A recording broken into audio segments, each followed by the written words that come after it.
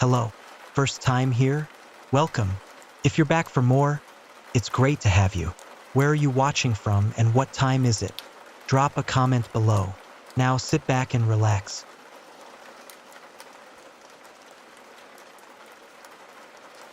I've got a creepy story for you about my stepdad. So when I was a kid, my stepdad worked the night shift at a gas station on the outskirts of Reno, Nevada. It was in a nice part of town off the highway, just before you head up to the Sierra Nevadas and Lake Tahoe. This area was also the route to Donner Pass, where the infamous party of settlers, the Reeds, got snowed in on their way to California and ended up resorting to cannibalism to survive. Back then, the area was still pretty new, and the Shell gas station was a pretty nice spot. It was surrounded by a few other businesses, like a bagel shop and a grocery store. Everything was made with this really dark wood paneling, giving it an old-school, cozy vibe. My stepdad never had trouble working the night shift, though he would tell me about some interesting characters who came through, and he even made friends with some regulars. Since he was the only one working during the night, he'd often hear stories from the other employees about a ghost that liked to mess with them, turning off lights, opening or closing the bathroom door, knocking snacks off shelves, and all sorts of things. Being the massive skeptic that he is, my stepdad never believed any of it. Since nothing ever happened to him, he just brushed it off. Until one night. It was a pretty quiet shift. He hadn't had many customers, just a few people coming by to fill up their gas. Since the station was pay at the pump, hardly anyone came inside. My stepdad was on his phone, occasionally glancing up at the doors or the security monitor to see if anyone was coming in. The station was empty. Then he heard the electronic sliding doors open, and the bell above the door rang. He put his phone down and looked up to greet the customer, but there was no one there. He called out, but no one answered. He checked the security camera, but the store was still empty, and there were no cars in the parking lot either. A little unnerved, he figured it was either a prank or a malfunction, so he shrugged it off and went back to his game. That's when he heard it. Hello. It was clear as day, right in front of him.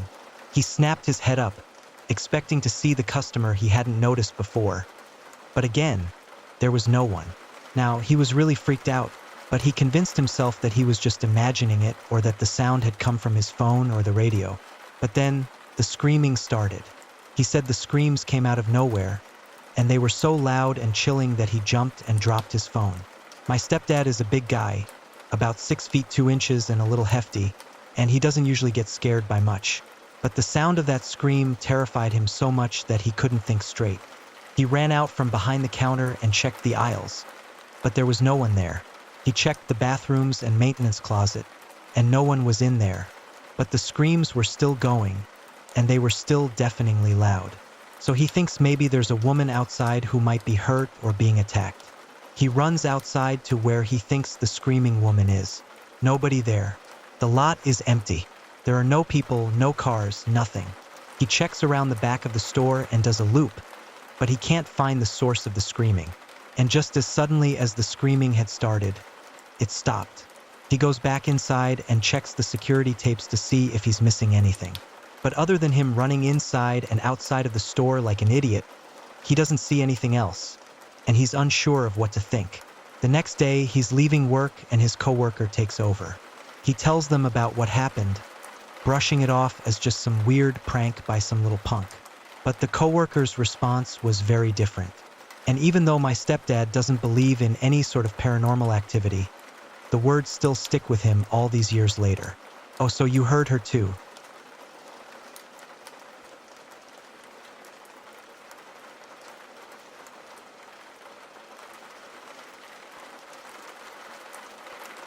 I grew up in a house with a locked attic. It was the only room in the house that was never opened. My parents never spoke about it, never acknowledged it, and if I ever asked, they would simply change the subject. As a child, I would stare at that door, running my fingers over the rusted keyhole, pressing my ear against the wood, hoping to hear something inside. But the attic was always silent. Until the night it wasn't. I was 12 the first time I heard the sound. Faint, rhythmic tapping. Slow, deliberate. I sat up in bed, my heart hammering, straining to hear. The house was quiet except for the tapping. came from above me, from the attic. I wanted to wake my parents, but something stopped me. Instead, I crept into the hallway, bare feet against the cold floor, my pulse loud in my ears. The attic door was just ahead. The tapping had stopped. I reached out, trembling, gripping the handle. Locked. Then, from the other side of the door, a whisper, "Let me out." I ran. After that night, I avoided the attic. I never brought it up to my parents again. But I started noticing things. The way my mother's hands tensed when she passed the attic door. The way my father avoided that end of the hallway entirely. And the way the door rattled some nights when the house was supposed to be still. Sometimes I would wake up to faint scratching, as if nails were dragging across the wood. Other nights, I would hear something pacing, slow, heavy footsteps shifting just beyond the door. Then came the smell, a faint, rotting scent that wafted through the vents. I searched the entire house for the source, but it always led back to the attic. I convinced myself it was in my head, until the night I saw the shadow. Years passed. I moved away, went to college, started a life of my own. My parents never mentioned the attic in our calls. I almost convinced myself it had been a dream. Then, last month, my parents passed away. I returned to the house for the first time in years. It was empty, still, frozen in time. But as I walked down the familiar hallway, my eyes landed on the attic door, and I realized something. The lock was gone, just an empty keyhole, a door waiting to be opened. I shouldn't have done it, but I did. The attic was dark.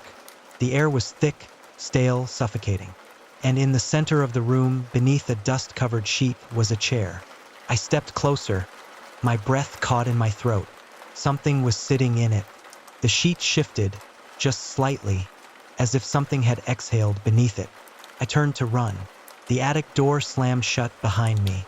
A voice, dry and rasping, filled the room. "You shouldn't have come back." The chair creaked. Something stood up. The air turned ice cold. My breath came in ragged gasps as I pressed against the door, clawing at the knob. It wouldn't budge. Behind me, the sheet slid to the floor. I didn't turn around. I wouldn't turn around, but I could hear it moving. A slow, shuffling sound, like something learning to walk again. Closer, closer. Then, a hand brushed my shoulder. Long fingers, cold as death. "I've been waiting for you." The lights went out, and I screamed.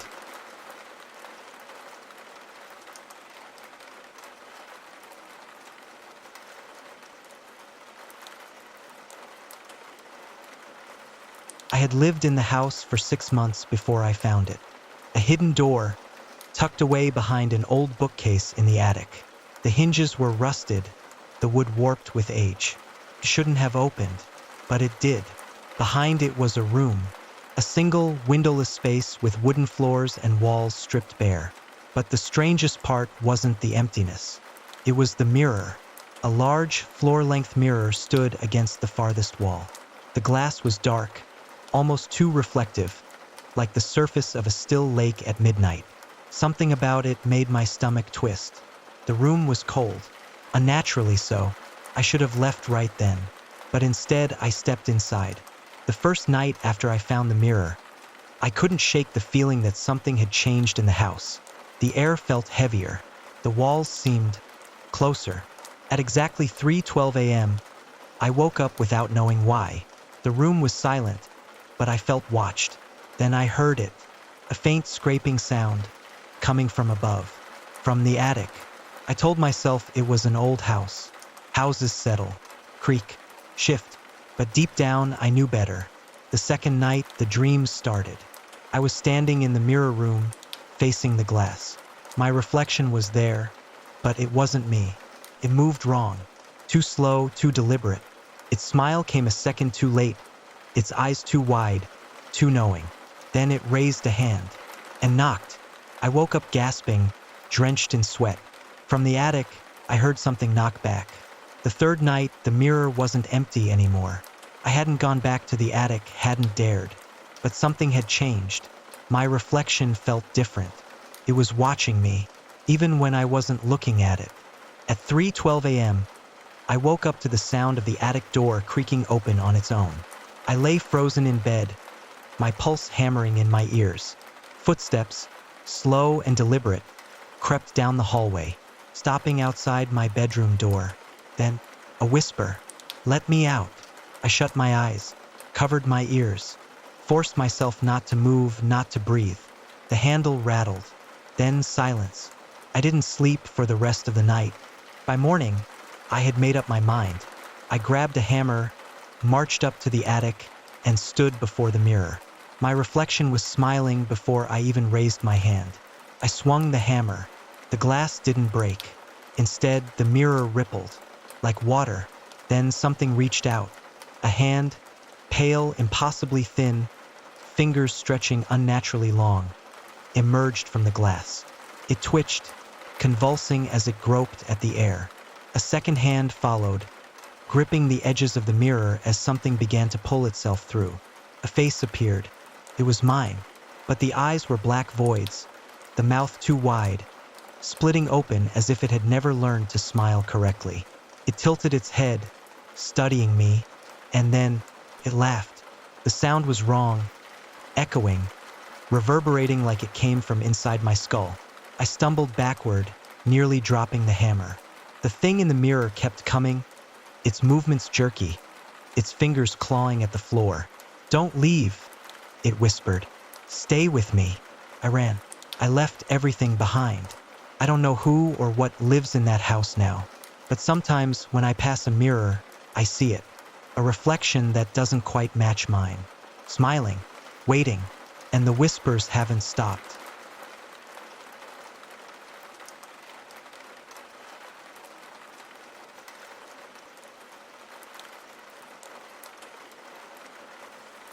This is the most bizarre thing that's ever happened to me. When I was 11 years old, a kid from my school went missing. His name was Casper. Yes, like the friendly ghost. I remember he was a nice kid and seemed pretty normal, had friends and everything.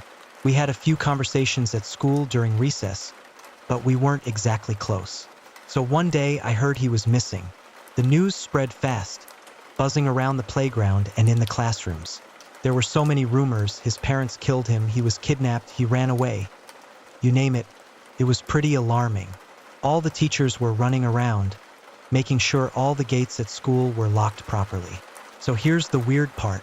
That same night, on the day everyone found out he was missing, I was laying in bed trying to fall asleep when I heard a noise at my window. I turned and looked quickly, and there was Casper standing outside my window, blood smeared across his forehead. To say I was scared would be an understatement. I was frozen, eyes wide open. For some reason, I felt like he wanted to harm me, not that he was a victim needing help. He just looked at me and mouthed the words, "Open the window." I didn't, of course. I just lay there in shock. After a few moments, he abruptly ran away. My window faced the backyard, so he must have jumped the fence since my dad kept the backyard gate locked. I tried to process what I had just seen, then got up and looked outside. He was gone. I ran to my parents' room and told them what I saw. They believed me without question, seeing how shaken I was. They called the police and they came out pretty quickly. It became a huge deal and I didn't sleep that night. Later, I found out that Casper lived just a few blocks away from me, but I never knew that. I still don't understand how he knew where I lived or why he came to my house that night. This happened 22 years ago, and as far as I know, he was never seen again. I recently looked up his parents on Facebook. His mom passed away, but his dad still lives in my hometown. He has old pictures of Casper on his page, and seeing them gives me chills. I feel guilty for not opening my window that night, but honestly, deep down, I feel like that would have been a huge mistake.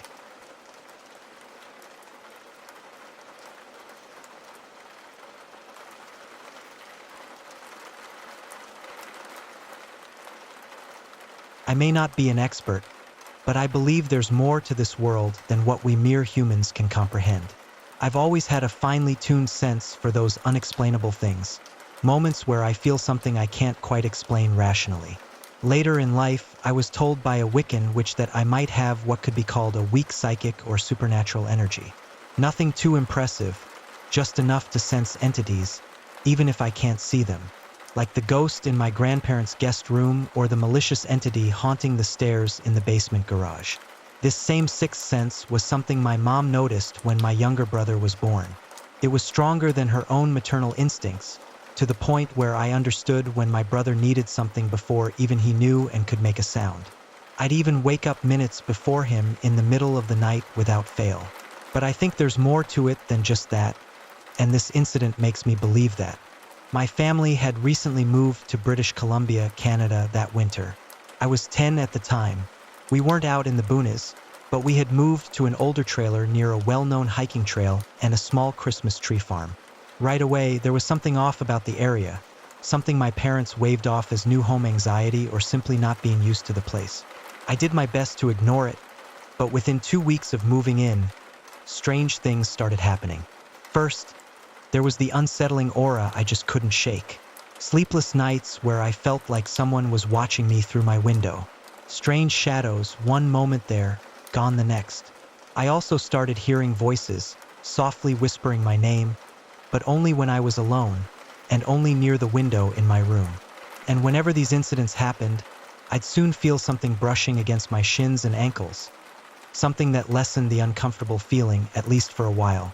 These instances became almost constant until I struck out on my own 8 years later. But it all came to a head that fall months after the move. My parents insisted we take a family walk on the mountain trail. Even though I didn't want to, since I wasn't exactly an outdoors person. Something deep inside me screamed not to go, that it was dangerous. But being barely 11, my parents dismissed my concerns as laziness, and we headed for the trail's main entrance. As soon as I stepped out of the car, the warning bells in my head started blaring louder than ever. Something kept telling me we had to leave, that something bad was going to happen. I couldn't shake the feeling that my diabetic mom, who at the time also had a weight problem, my dad with his disability that made him unable to run, and my own bad lungs, left us as sitting ducks. I didn't know why I was so focused on running, on needing to get away, but I felt an intense sense of urgency. We were halfway through the walk when suddenly, I froze. The dread I'd been feeling ramped up to a whole new level. My parents thought I'd stopped because I was tired, so they took the opportunity to snap pictures of the lovely fall leaves and the dappled sunlight. It was indeed a beautiful sight, but I knew something was out there, watching us, and it was not something we wanted to encounter. I looked around, trying to pinpoint whatever was setting me off. All I saw was an occasional fleeting shadow. I could feel the brushing, but the feeling of dread and fear only got stronger. The familiar touch unable to drive it away as it normally would. Whatever it was close. If it came at us, we wouldn't stand a chance.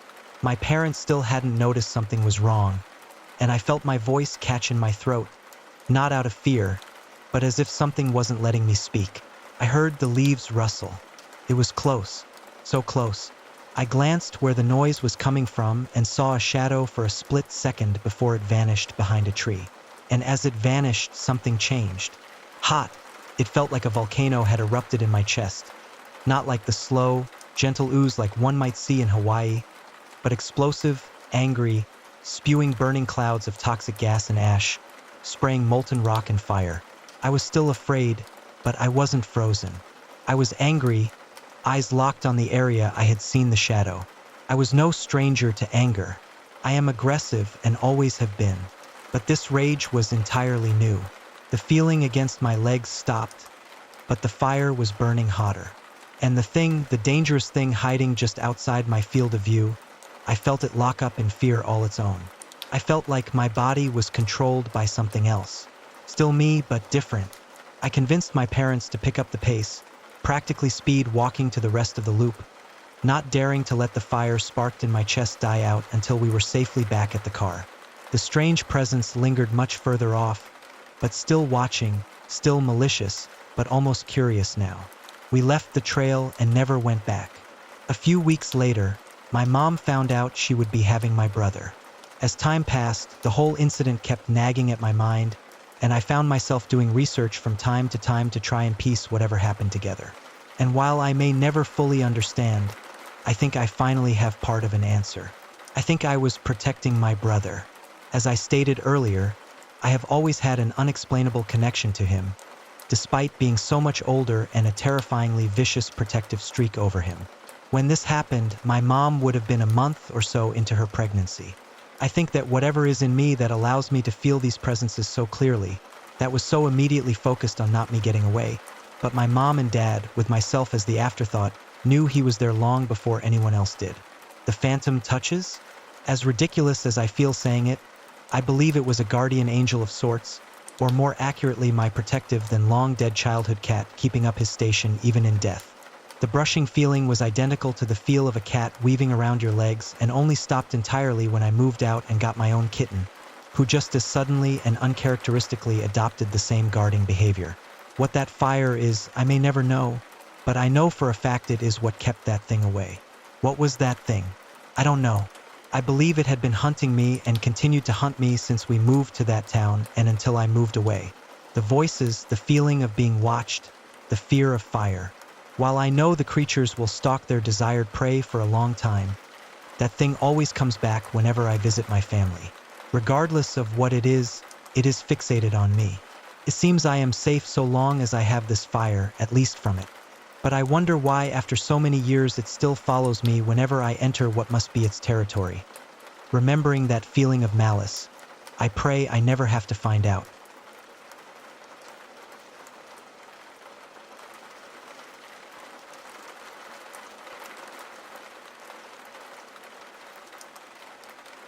The hidden room in the baker's basement wasn't on any floor plan. It wasn't supposed to exist. But as I stood there, heart pounding, staring at the ajar door I just discovered, I knew my life was about to change forever. I'd been babysitting for the Bakers for months now. Their daughter, Lily, was a sweet kid, easy to look after. The house was in one of those affluent neighborhoods where the lawns are always perfect and the cars and the driveways cost more than my college tuition. I never thought much about the family beyond our brief interactions. Mr. Baker was always courteous, though somewhat aloof. Mrs. Baker, on the other hand, was friendly and talkative. They came across as completely ordinary, even dull. But ordinary people don't have secret rooms packed with surveillance photos and cryptic paperwork. The evening started like any other Thursday. I showed up at 7 p.m., just as Mr. Baker was about to leave. He gave me the usual instructions. Bedtime at 8:30, snacks in the kitchen, and to call if I needed anything.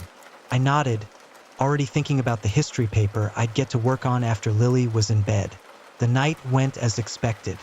Lily and I played some board games, then I tucked her in and read her a story. By 9 p.m., everything was quiet. I curled up on the couch with my laptop, ready to tackle my essay on the French Revolution. That's when I heard it, a faint sound coming from the basement. At first, I figured it was just the house settling or the heating system coming on, but it didn't stop. A quiet mechanical hum that seemed out of place. I tried to ignore it, but my curiosity got the best of me. I left my laptop on the couch and headed for the basement door. The sound grew louder as I descended the stairs, my hand brushing along the cool concrete wall. The basement was finished, with plush carpeting and recessed lighting. A large TV took up one wall, surrounded by comfy leather sofas. A pool table sat in one corner. Everything about the space screamed luxury and comfort. But the noise wasn't coming from any of that. It was coming from behind a bookshelf tucked away in the far corner. As I drew closer, I saw something strange. A thin strip of light peeking from behind the shelf. My heart started to race. I ran my fingers along the edge of the bookcase, searching for anything unusual. I felt a small indentation. I pressed it, and the bookshelf swung open with a soft click. Behind it was a door slightly ajar. The hum was louder now, coming from inside. I paused, my hand resting on the door handle. This was wrong. I shouldn't be here, shouldn't be snooping around. But my curiosity won out over my better judgment. I opened the door. The room beyond was small, maybe 10 by 10 feet. The walls were covered with computer screens, each one showing a different feed. Some I recognized, like the baker's front yard, their kitchen, and even Lily's bedroom. Others were places I didn't know, office buildings, parking lots, and what appeared to be the interiors of other homes. In the center of the room stood a desk, its surface covered in papers and photographs. A sleek laptop sat open, lines of code scrolling across its screen. This was the source of the whirring, its fan working overtime. My breath caught in my throat as I approached the desk. The photos were a mix of surveillance shots and more personal images. I recognized Mr. Baker in many of them, but he looked different, harder. In some, he was speaking with men in suits.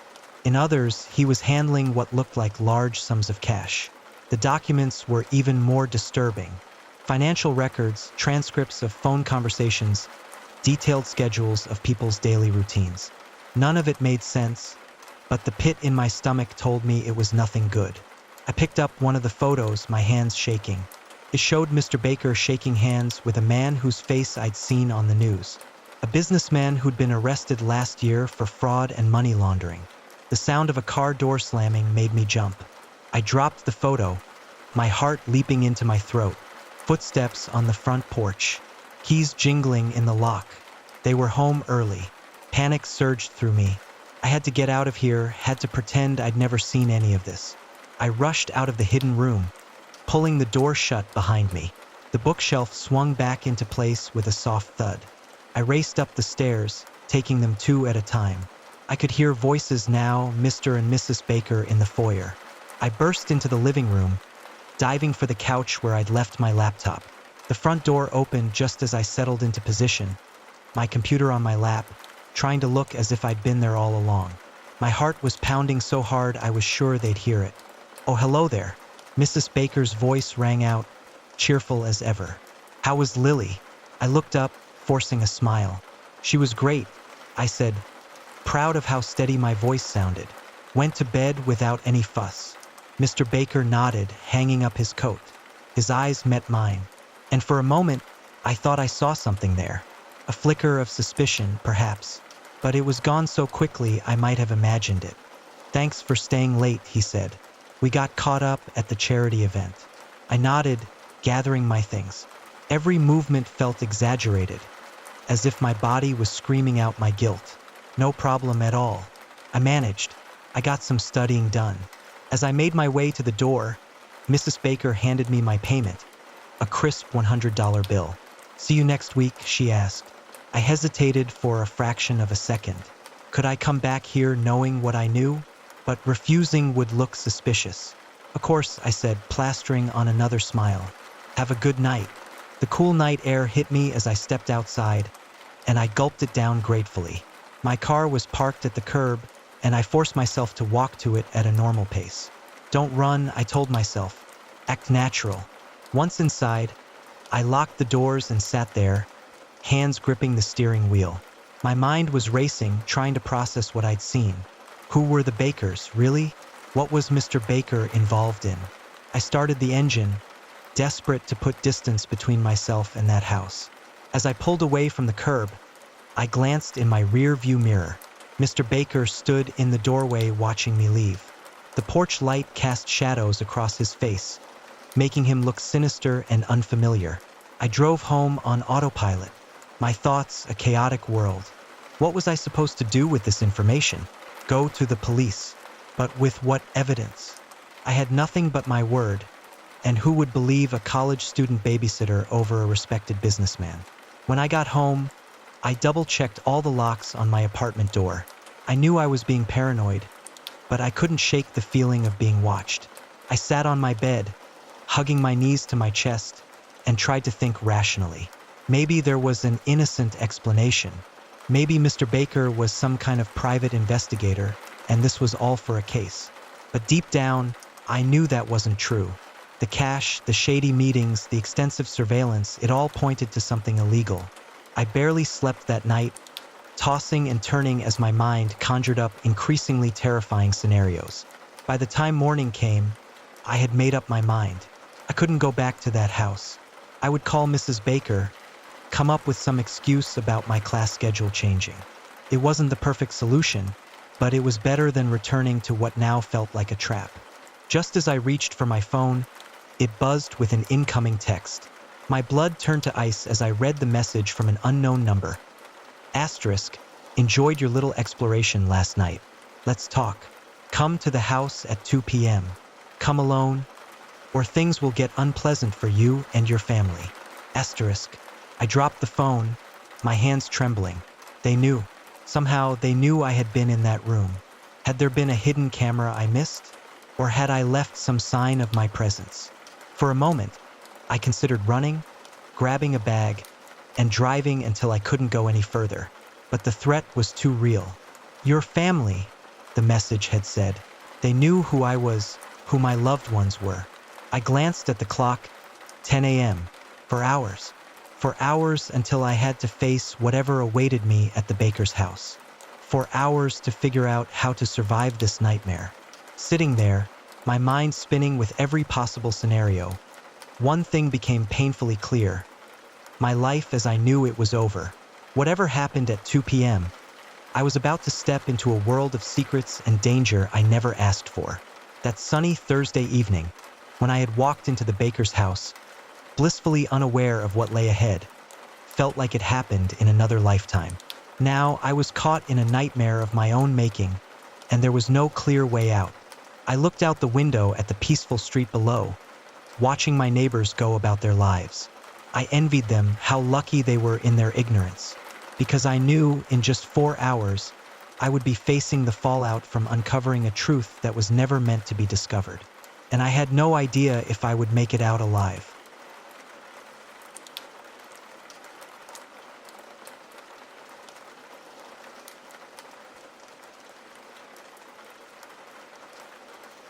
I've never really had anything truly terrifying happen to me. Just the usual awkward situations, maybe some rude people, but nothing that would make my heart race. That all changed just a few weeks before the lockdown when I agreed to babysit a neighbor's kid while they went to a work-related party. I'd never babysat anyone before, so I was understandably nervous. But had I known what kind of night I was in for, I would have turned down the job without a second thought. It didn't help that my parents kept assuring me it would be an easy $50 and that the evening would fly by. I had a bad feeling about the whole thing from the start, but my dad managed to convince me that I was just being paranoid.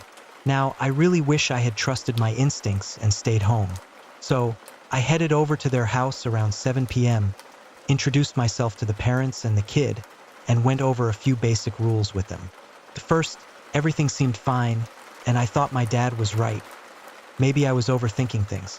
If I played my cards right, I could make this a regular gig to fund my weekend shopping. The parents were friendly, and the kids seemed nice, so I quickly relaxed and even started enjoying myself, keeping the kid entertained with Disney+, which, let's be honest, I'm a fan of. Things went smoothly until it was time to put the kid to bed. That's when things took a turn. The kid completely refused, and our once pleasant little dynamic quickly unraveled. I felt awful having to lay down the rules, but the kid went from crying to shouting and screaming at me, like I was some stranger, not his babysitter. He made it clear he hated me and felt I didn't belong there.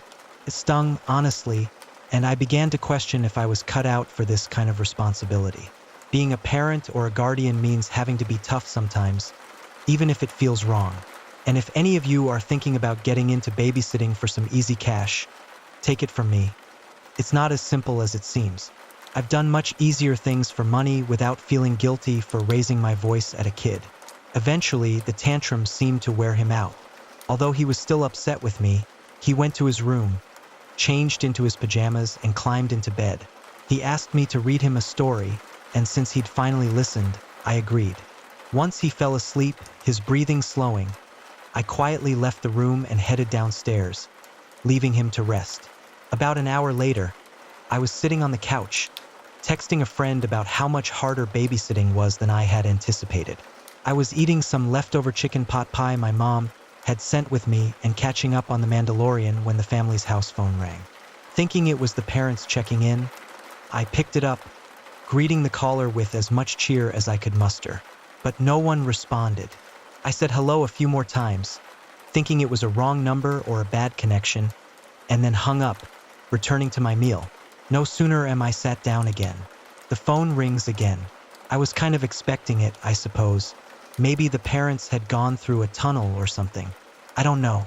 But either way, I get up again, head over to the phone, and pick up. Only this time, when I do, I can hear breathing on the other end of the phone. I give another cheery hello, but there's just the same breathing coming from the other end. When the person finally speaks, it's this super deep voice, obviously a guy, telling me to check on the sleeping kid. I thought it might have been the kid's dad playing a prank, but there was also something really weird and distorted about the voice. I respond like, okay, I'll go check. And the line goes dead immediately. The kid is fine, sleeping like a rock. So as much as I'm kind of creeped out by the weird voice, I figure it must have been the dad. Maybe the parents had argued. I don't know. I tried not to think so much about it. But then pretty much as soon as I'm back downstairs, the phone rings again.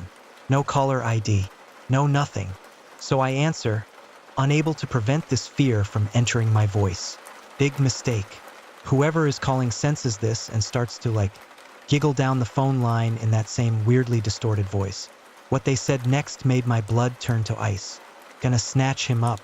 Gonna snatch up the kitty when you're not looking. Gonna get him. I went silent, just totally silent out of fear, and that's when I heard a creak in the floorboards above me. Someone was moving around in the rooms upstairs. I pretty much dropped the phone and bolt upstairs and into the kid's room to find that he's still asleep, or rather, that he very much appears to be asleep.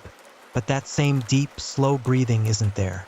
The more I look, the more he seems like he's almost holding his breath. Not only that, but his arm is at this weird angle that makes it look like he's holding onto something under his pillow, something he's trying to hide. In a fury, I pull the pillow up slightly and then realize what's been happening. Whoever thought it was a good idea to buy an 8-year-old kid a phone is straight up crazy. But under that pillow wasn't just a phone, there was some kind of voice changer under there too. I grab both and run out of the room, back downstairs, where the kid starts throwing another temper tantrum. I felt so dumb, completely played by the kid, made to feel terrified and vulnerable. How the heck could someone be so young, yet so malicious and mean-spirited?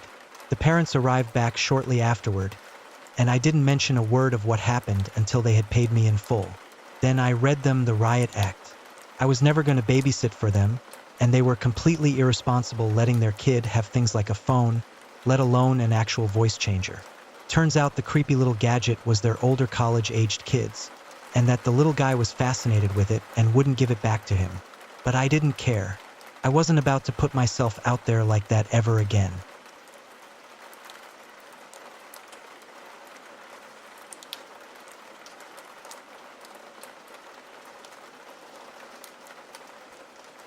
When I was 18, I started working at a nursing home in my hometown. I was one of the youngest nurse assistants on the shift, which made me the target for pranks and scares from the older staff. I worked the 2 p.m. to 10 p.m. shift, and sometimes I'd even take the 10 p.m. to 6 a.m. shift since I was young and had little going on outside of work. I didn't mind though, the money was good, and I genuinely enjoyed spending time with the residents. One night, things got a little crazy with a woman we'll call Norma. She was one of my favorites, and I was the one she always called on when she needed a bath or just someone to talk to. She started walking the halls with her Bible, trying to escape. She even bit some of my coworkers, and I was the only one who could get her to calm down and return to her room. One day, I came into work, and my boss told me she had to be sent away to an institution. Apparently, they couldn't get her into the van, and I seemed to be the person everyone turned to when they needed someone to convince a resident to do something. I don't know why. It might have been because I was young and sweet at the time. I went to her room, reassured her that everything would be okay, and promised I'd see her again soon. She left and weeks went by. Then one day, my boss called me into his office and told me Norma had passed away from kidney failure. I was sad, but I pushed it to the back of my mind and carried on with work. For months later, things took a strange turn. One of the lights in Norma's old room suddenly went out. A new resident had moved in there, and she didn't know me at all, as I had been off for about a week due to personal issues. I was passing out ice when one of my coworkers came around the corner, looking pale with wide eyes. I looked at her and said, "What's wrong with you? You look like you've seen a ghost." She responded, "I think I did." I laughed and told her she wasn't going to scare me today, but she insisted, saying, "No, the lady in Norma's old room asked for you by name and wants to tell you something."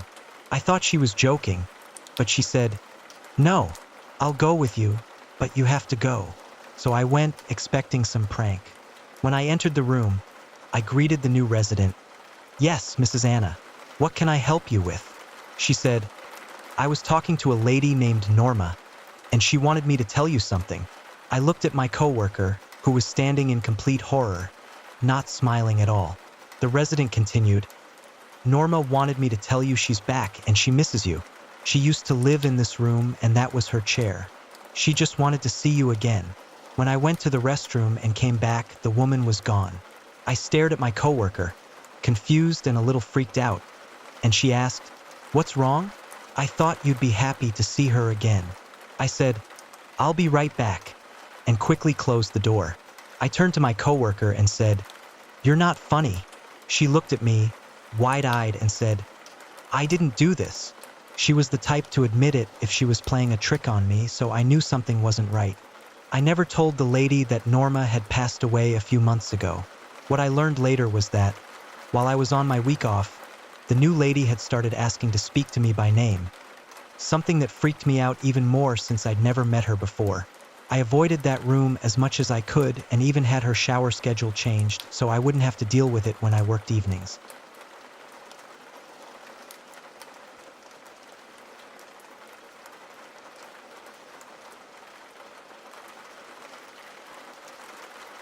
The first set of footprints appeared on a Tuesday morning. Muddy and clear, they led right up to my cabin door, as though their owner had materialized from nowhere. I chalked it up to a late-night hiker, maybe someone who'd lost their way. What I didn't realize was that those seemingly harmless tracks were just the start of a nightmare that would slowly unravel my sanity. I had rented the cabin for a month-long writing retreat, hoping the solitude would help me finish my novel, away from the distractions of city life. Nestled deep in the Vermont woods, it seemed like the perfect place. Charming, isolated, and blissfully quiet. The cabin's owner, an old, gruff man named Earl, had handed me the keys with little more than a grunt and a stern warning to keep the doors locked at night. "Bears," he'd said, as if that explained everything. I nodded, not thinking much of it. The first week went smoothly. I'd wake early, brew a pot of coffee, and write until the sun slipped behind the trees. The words came easily, inspired by the calm and serenity of the surroundings. But as time passed, I began to feel that something wasn't quite right. It started with little things. A book I was sure I'd put back on the shelf, now sitting on the coffee table. The sound of creaking floorboards in the dead of night when I knew I was alone. I told myself it was nothing more than an overactive imagination, fueled by too much caffeine and not enough sleep. But then came the footprints. I stood there that Tuesday morning, coffee mug in hand, trying to wrap my mind around what I was seeing. They started about 10 feet from the door, as though someone had dropped straight from the sky. There were no tracks leading to or from them. I shook my head, closed the door, and tried to focus on my writing. But the image of those muddy prints kept nagging at me, breaking my concentration. That night, I double-checked all the locks before heading to bed. Sleep came fitfully, interrupted by strange dreams of shadowy figures standing just out of reach. I woke up to the sound of rain tapping softly against the roof, feeling groggy and uneasy. As I stumbled to the kitchen to start the coffee, something caught my eye. There, on the worn wooden floor, was a trail of wet footprints. My heart leaped into my throat. They led from the front door to the middle of the living room, then vanished. I ran to the door, my hands shaking as I checked the locks. They were still secure, deadbolt in place. How is this possible? I searched every inch of the cabin looking for signs of forced entry, but found nothing. Unnerved, I called Earl. "Has anyone else got a key to this place?" I asked, trying to keep my voice steady. "Just me and you," he replied gruffly. "Why? Something wrong?" I hesitated, then told him about the footprints. There was a long pause on the other end of the line. "Probably just some animal tracks you're seeing," he finally said. But there was an edge to his voice that made me uneasy. "Don't worry about it." But I did worry. I worried all day, unable to concentrate on my writing. As night fell, I found myself jumping at every creak and groan of the old cabin. The words, "just some animal tracks," kept repeating in my head, but I knew that was a lie. Those prints were unmistakably human. I barely slept that night, lying awake and listening intently for any sound out of place. Around 3 a.m., I heard it. Soft, deliberate footsteps circling the cabin. My blood ran cold. I wanted to get up, to look out the window, but fear kept me paralyzed in bed. The footsteps continued for what felt like hours, occasionally punctuated by a soft scraping sound against the outer walls. When my alarm finally went off at 7, sunlight streaming through the curtains, I felt a wave of relief wash over me. I'd made it through the night, but as I walked into the living room, that relief evaporated instantly. There, scratched into the wooden floor, was a single word: soon. I ran out of the cabin, not even bothering to change out of my pajamas.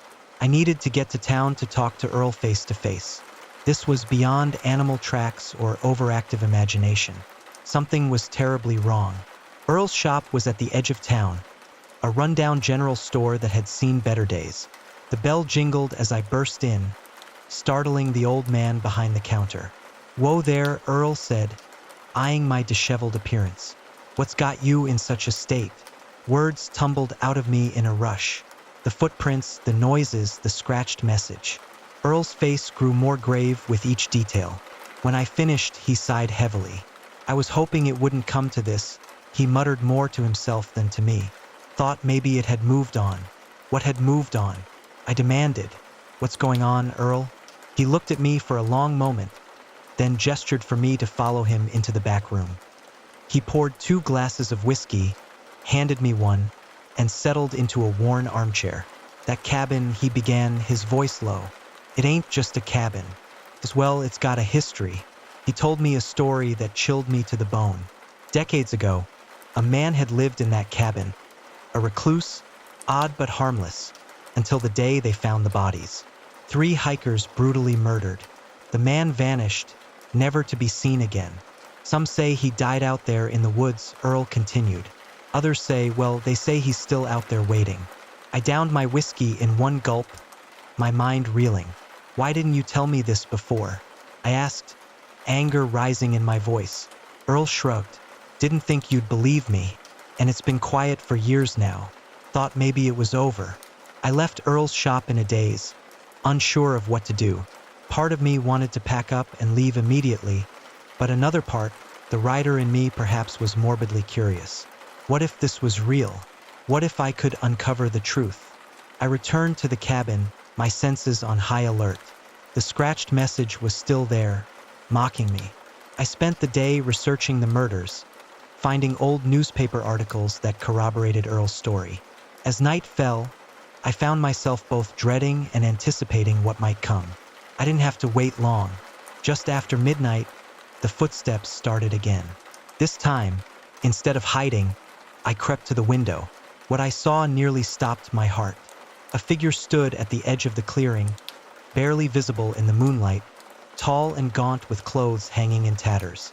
It swayed slightly as if in a breeze I couldn't feel. As I watched, frozen in terror, it turned its head towards the cabin, towards me.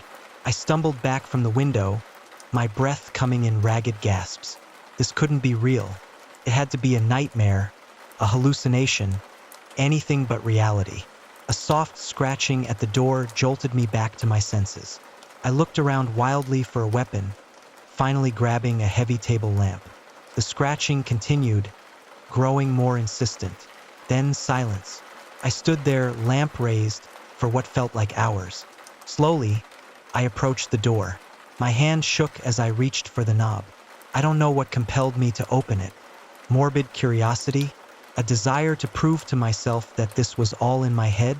Whatever the reason, I turned the knob and pulled the door open. Nothing. The porch was empty. The woods beyond, still and silent. I let out a shaky breath, feeling embarrassed.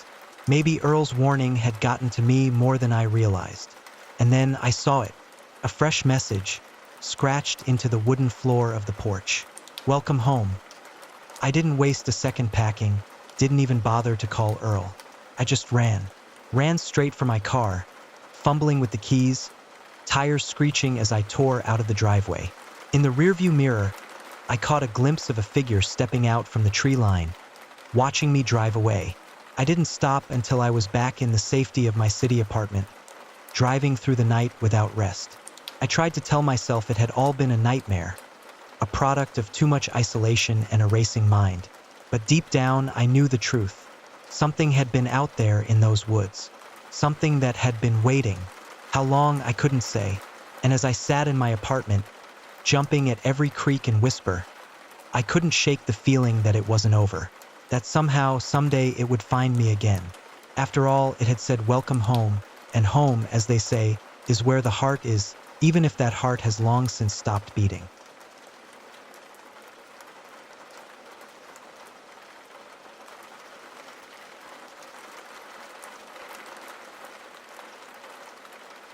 The old man's eyes didn't match his smile.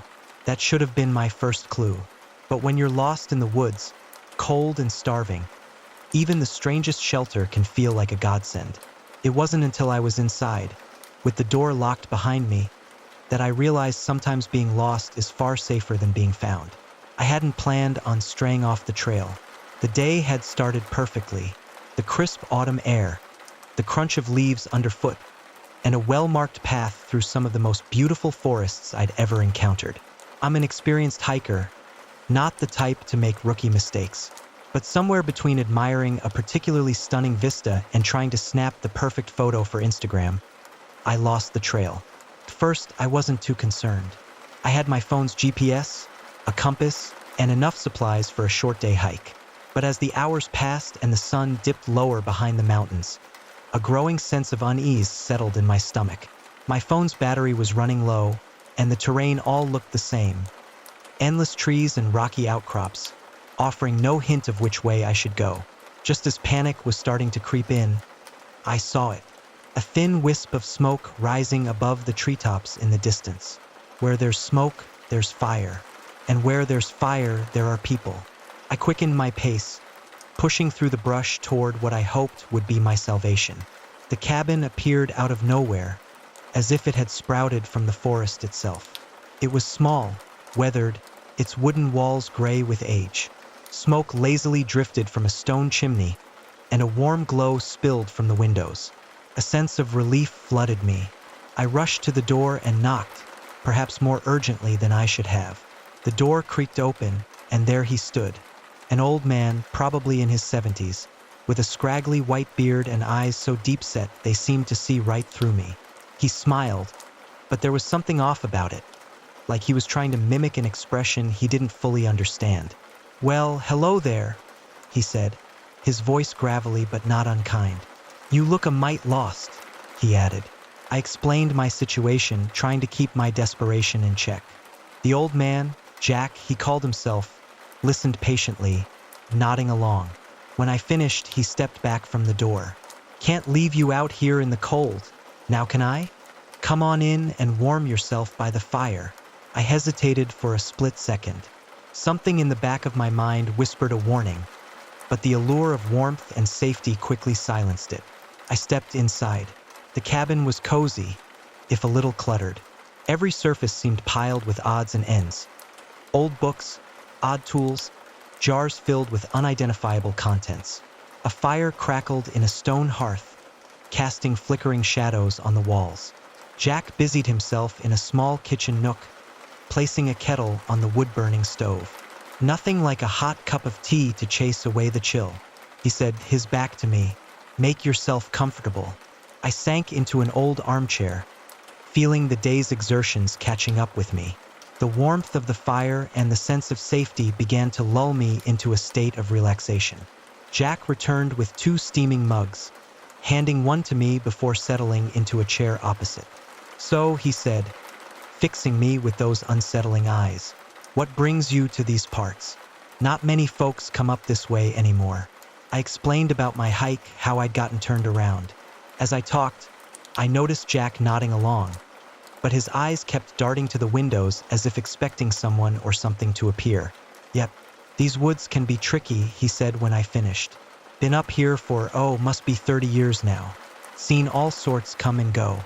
Something about the way he said it made me pause. "Go? You mean other hikers?" Jack's smile widened, but it didn't reach his eyes.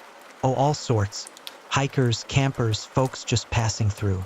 This forest, it has a way of calling to people, you might say. I sipped my tea, trying to ignore the growing sense of unease in my gut. You must get lonely up here all by yourself. His laugh was sudden and sharp, like the crack of a whip. Lonely?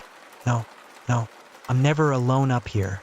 The forest, she keeps me company. And then there's the visitors, of course. Like me, I said, attempting a smile. Jack's eyes locked onto mine. And for a moment, I saw something there that made my blood run cold. Oh no, he said softly. You're special. Been waiting a long time for someone like you. I set my mug down, my hands shaking slightly. I should probably get going, I said, standing up, if you could just point me in the direction of the main trail. Oh, but you can't leave now, Jack said, rising from his chair. Night's falling, and the forest, she gets hungry after dark. I backed away, my heart pounding. I'll take my chances. Thank you for the tea, but I really need to go. I turned towards the door, but Jack was there before I could blink, far quicker than a man his age should be able to move. He stood between me and the exit, that unnatural smile still plastered on his face. I'm afraid I can't let you do that, he said, his voice low and dangerous. You see, I made a deal a long time ago. The forest, she provides for me, keeps me safe. But in return, she needs to be fed. And you, my dear, you're the finest meal she's had in years. I looked around frantically, searching for another way out. The windows were small, too small to climb through. There was a back door, but Jack stood between me and it. My eyes fell on a heavy poker by the fireplace. What are you talking about? I asked, trying to keep my voice steady as I inched towards the fireplace. What deal? Who are you really? Jack's smile faded, replaced by a look of almost childlike confusion. Who am I? I'm Jack. I've always been Jack, haven't I? For a moment he looked lost, uncertain. But then his eyes cleared, and that terrible smile returned. It doesn't matter who I am. What matters is that you're here, and the forest is waiting. I lunged for the poker, grabbing it and swinging it in front of me like a sword. Stay back, I shouted. I don't want to hurt you, but I will if I have to. Jack didn't seem fazed by the threat. He took a step forward, his movements jerky and unnatural, like a puppet on strings. You don't understand, he said, his voice taking on a strange, echoing quality. You can't leave. No one ever leaves. I swung the poker, catching him on the shoulder. He stumbled back, but there was no cry of pain, no reaction at all. He just kept coming, that terrible smile still fixed on his face. I ran for the back door, fumbling with the lock. I could hear Jack behind me, his breathing ragged and uneven. The door finally gave way, and I burst out into the gathering darkness. The forest seemed different now. The trees loomed larger, their branches reaching out like grasping hands. The wind whispered through the leaves, and I could have sworn I heard my name. I ran blindly, not caring about direction, just needing to put distance between myself and that cabin, between myself and Jack. Branches whipped at my face.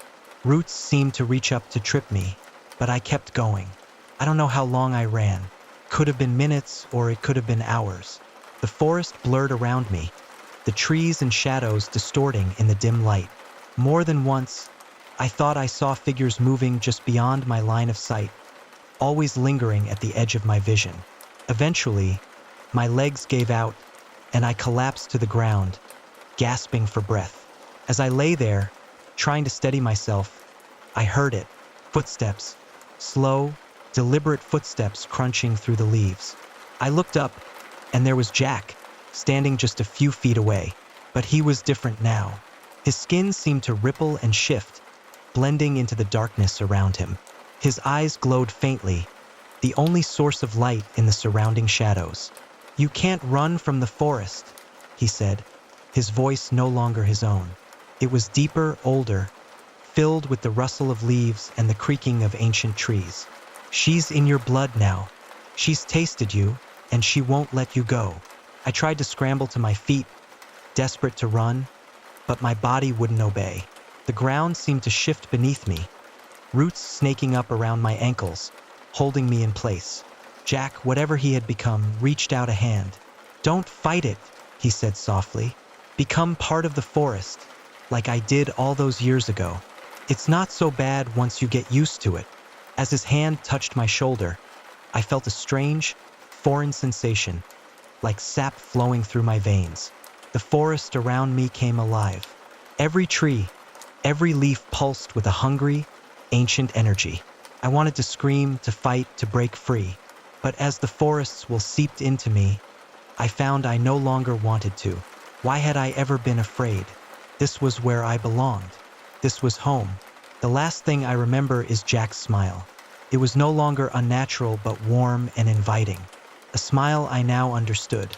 And as the forest enveloped me, I smiled back. Sometimes, when hikers pass through our woods, I see the confusion in their eyes. They look at me, this old man in his cabin, and something warns them they should be afraid. But I just smile and invite them in for tea. After all, the forest is always hungry, and I made a deal a long time ago.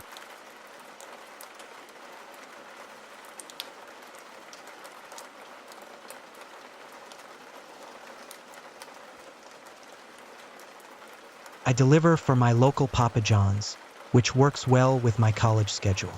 A few of my friends work there too, but since we're all delivery drivers, even when we share shifts, we don't really cross paths.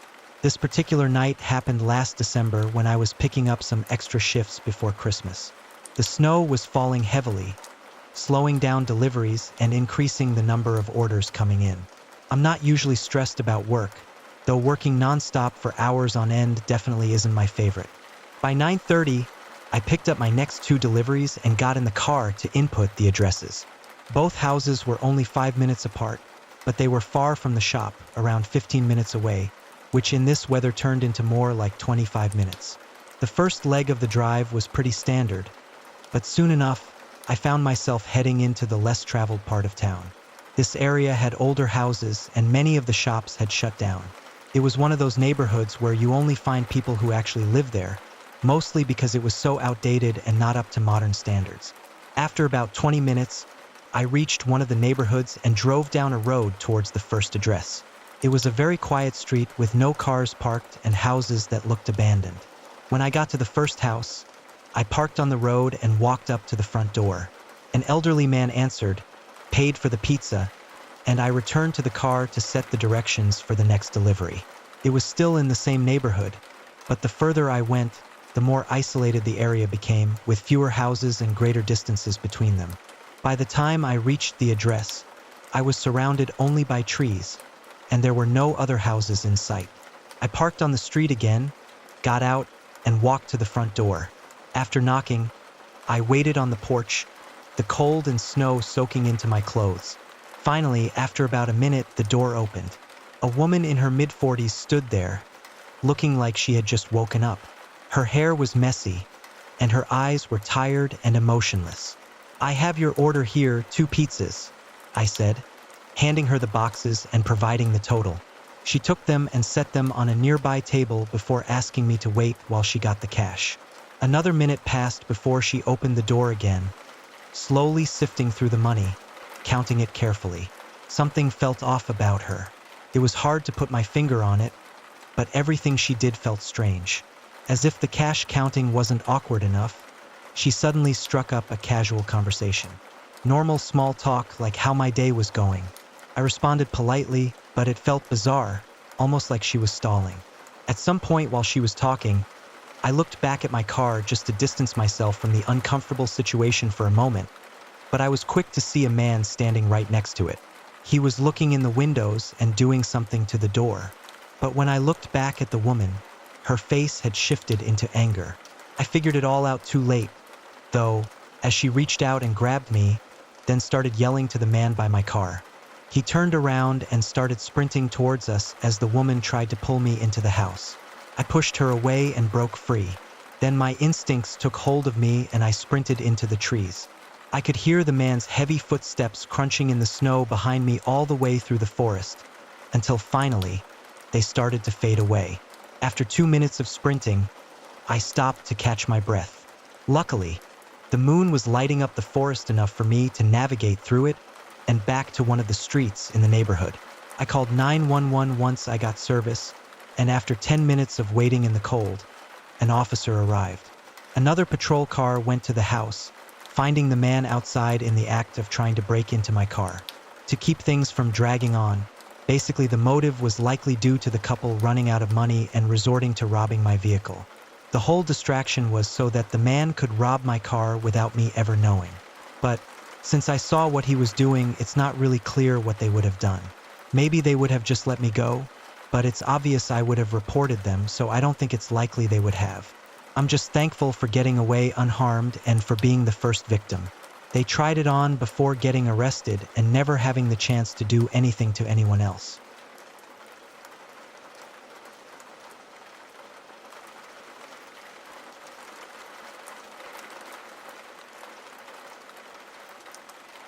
It was March of 2009, and I was 16 years old at the time. My grandmother was in the hospital, and things weren't looking too good for her. My family from Australia had come over to stay with us in case she didn't improve. My house is pretty spacious, but with my family and my relatives from Australia, my aunt, uncle, and 2 cousins, it felt cramped. It was frustrating not having much space to myself, but after everything that happened, I'm actually thankful they were there. One night, everyone had gone to bed, and all the lights were out. My house has 3 levels, and my room is on the middle level. I usually stay up late, spending hours on my laptop watching YouTube or whatever else. It was around 3 a.m. when suddenly, I heard a loud bang at the front door. I had earphones in, but it was so clear and so loud that it startled me. The banging didn't stop, it just kept going. This wasn't just a knock. It was a forceful pounding, like someone was trying to break down the door. I jumped out of bed and rushed into the hallway. My dad and my uncle were already there, equally confused about what was going on. I was 16, but I was a big guy, and I knew I could handle myself just like they did. We decided to head downstairs. Our alarm system is motion detected, and as soon as we reached the halfway point down the stairs, the alarm went off. The control box for the alarm is near the front door, where the banging was coming from.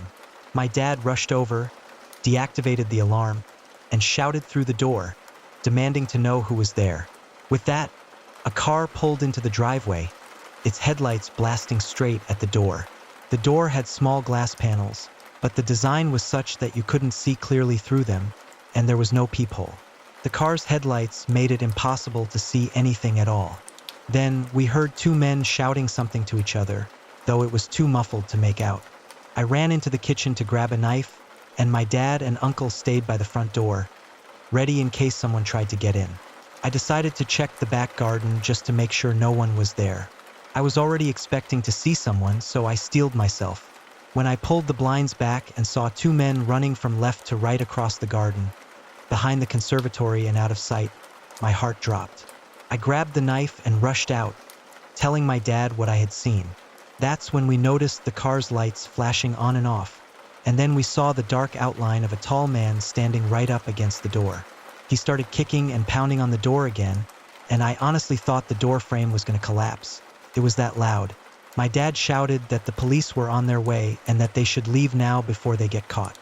My uncle had then moved from the hall to the dining room, to which you get a better view of the side of the conservatory. Thankfully, he got there just in time to see the foot of one of the men just disappear onto the roof. With that, he sprinted upstairs. My room was the room just above the conservatory, but there was no way to scale the side of the house after that, so my uncle thought they had to just jump back down. My 2 cousins were sleeping on the 3rd level, and somehow one of the men got all the way up and began attempting to smash the glass on the big windows we had facing the sky. He was literally directly above them. They ran out of the door and my uncle ran up. Thankfully, the windows opened outwards, so with a huge push, my uncle sent the window flying open, knocking the man to one side on the roof. He scuttled to the edge of the roof and slipped slightly due to the heavy rain that was falling. He jumped into a tree we have at the side of the house in the garden, which is probably the only way he got to the roof. Back downstairs, about 4 men in total started shouting someone's name, asking for someone. I can't remember what the name was. My dad said that they have the wrong house, but they didn't leave him. And suddenly, the car began beeping his horn, and the men disappeared as quickly as they came. Everyone was on edge, but there was nothing more we could do in the dead of night in the rain, so everyone went upstairs. The following morning, after the police had come, we inspected the outside of the house. At first, it seemed like it was only a few marks here and there from the damaged arm banging and kicking the doors and glass. But then we found smashed bottles with jagged edges carefully stashed in the bushes in the back garden. There was also a picture of the floor plans to my house that was slightly out of date as it didn't have the conservatory added. But most strange was a picture of a family with a circle going across the face of a man who looked to be in his late 20s. At first, I thought it was the previous owners, but then I remembered that our house has history in general, and these were definitely not the owners. Either way, they had the wrong house and the wrong family, but I hope the family in that photo are safe.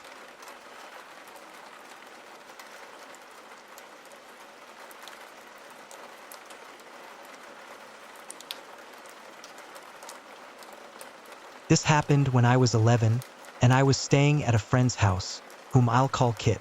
Kit was one of the cool kids at school, always up to trouble. Looking back, I'm not sure how I managed to stay friends with him for so long since I wasn't cool at all and never did anything he did. One night, I was staying over at his place after school on a Friday. We decided to play a game of one-on-one touch football in his backyard. After about 20 minutes of playing, Kit asked me if I had ever heard of a game called Mop, which I hadn't. He explained that the way the game worked was that you hide by the road, and when someone walks or drives past, you shout the word Mop, hoping to get some kind of reaction. I'm sure the game might go by a different name, but for us, it was called Mop. I agreed to play, so we went down to his front yard and looked up and down the road to see if anyone was coming. I should mention that Kit's house wasn't on a main road. The only reason someone would drive down the left side of the street would be if they were heading to a house further down. There were only a few houses past Kit's place, so I didn't expect many cars to pass by. I hid behind the garbage bins by the driveway fence, and Kit hid on the opposite side in the garden. At this point, it was around 4 p.m., so it was still light outside, which made the game a bit less fun for me. About 2 minutes in, a car drove by, and Kit shouted Mop. Of course, nothing happened, which wasn't a surprise. I knew that someone driving by wouldn't be able to hear us.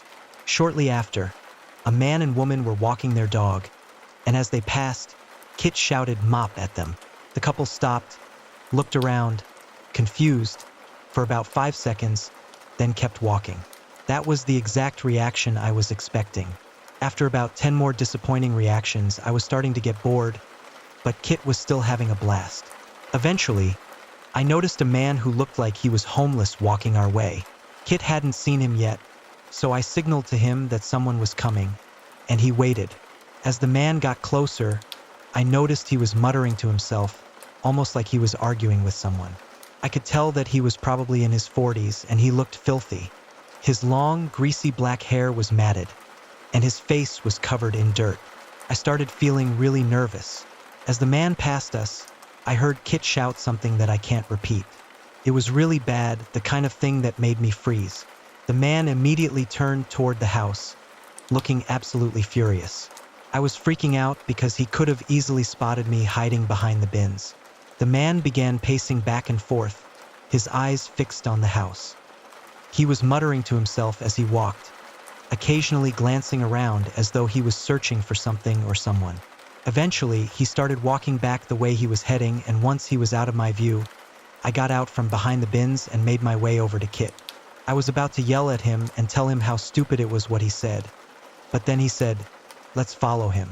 I told him that was a terrible idea, but as a stupid 11-year-old kid, I eventually agreed. We kept at a distance and followed the man off the road and at the entrance to the brush. We hid behind a car and watched the man. I wish I could say we headed back right then, but Kit wanted to see where he was going, so we followed. Kit went first and I followed close behind. I was walking as quietly as possible, but the leaves were also dry, so they crunched really loud as we walked over them. About 5 minutes into this, Kit stopped dead in his tracks and I heard him whisper, "Oh crap." I walked up next to him, and just ahead behind some rocks there was the man crouching down, looking right at us. I didn't have time to react. As the man stood up and started sprinting towards us, Kit and I turned and ran screaming. I could sense that the man was closing in on us, and I feared that any second he would grab me, and that would be the end. Lucky for us, we heard the man trip and fall. I remember just feeling the air move under the man's body just inches behind me. I was easily in arm's reach.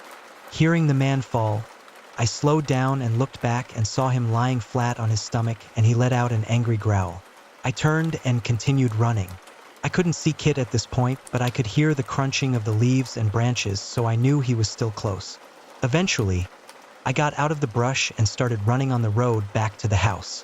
When I got there, Kit was already there, out of breath and sweating.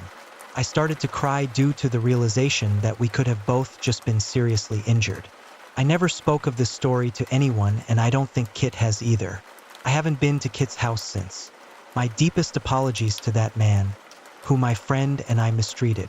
It was a very stupid thing to do, and I've always felt bad about it.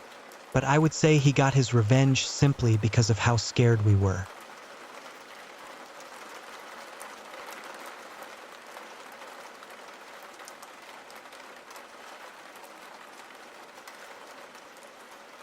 After finishing school, I moved in with my older brother for about 4 years. We shared rent on an apartment because neither of us could afford to live alone. By the 4th year, my brother started making more money and planned to move out once our lease was up. Since I wasn't earning much, I knew I couldn't handle the rent on my own. For months, I searched for a roommate, but eventually, I decided to move out and find somewhere cheaper instead. I kept looking until the last month of our lease. By then, my brother had already moved most of his things out, and I felt the pressure to find a new place quickly. With my tight budget, it wasn't easy. But eventually, I came across a listing for a room in a house for rent. The landlord's name was Evan. I sent him a text showing interest, then kept searching. A few minutes later, he responded, and we arranged a time to talk later that day. When we did, he explained everything. He lived alone in the house and was renting out a spare bedroom, but I'd be free to use the other rooms in the house too. Seemed like a good deal, so I agreed. A couple of weeks later, I packed everything into a U-Haul and drove down to the house. We had been texting and calling in the meantime, and Evan had sent me plenty of pictures of the house, but I hadn't seen it in person yet. I arrived around noon and parked in the driveway. The house was small but looked nice from the outside, and Evan was in the garage waving me over. He gave me a quick tour and helped me unload my stuff into my room. Evan seemed like a regular guy in his mid-30s, nearly 10 years older than me, but that didn't bother me. He wasn't great at conversation and seemed a bit shy, though. After we finished unloading, I dropped the U-Haul off, then Ubered back to the house. By then, it was almost 8 p.m. and I was exhausted. Evan was on the couch watching TV, so I told him I was going to bed early and went to my room. Everything seemed fine, and I was happy with the place. I unpacked a little more, set up my bed, and by 9 o'clock, I was ready to sleep. I walked over to the door to lock it and turn off the lights, but as I reached for the knob, I noticed something odd. The lock was missing. Instead, the lock was on the outside of the door. Confused, I opened the door and stepped into the living room to ask Evan why my bedroom door locked from the outside. He looked confused too, saying he never noticed it but promised to fix it the next day. I shrugged it off, went back to my room, and didn't think much more of it. I was tired, and though it was strange, it didn't seem like a huge deal. I climbed into bed and fell asleep. A few hours later, I woke up to sounds of someone moving around in the kitchen. I figured it was just Evan getting water, so I tried to drift back off to sleep. A minute later, I heard footsteps coming down the hallway, but then they stopped outside my room. I opened my eyes, and there he was, standing silently by the door for maybe 15 seconds. Then I heard a click. He locked my door. My stomach dropped, and a cold feeling washed over me as Evan walked back down the hallway toward his room. As soon as I heard his bedroom door shut, I got up and tried the handle. It wouldn't budge. I stood there frozen, realizing this man I had just met had locked me in my room. Panic turned to anger. I called out to Evan, demanding that he open the door. Within seconds, I heard him rush out of his room and over to mine. I heard him place his hand on the door, but then he hesitated for a few seconds before unlocking it. I threw the door open immediately. What the hell was that? I confronted him. Evan stumbled over his words, trying to explain that he locked the door because he didn't know me and just wanted to be safe. I understood the concern, but locking someone in a room was not the way to handle it. I told him I was leaving in the morning, and I stayed up all night on the living room couch, waiting for the U-Haul store to open. At 9 a.m., I peeked down the hallway and saw that Evan's bedroom door was still closed, which I hoped meant he was still asleep.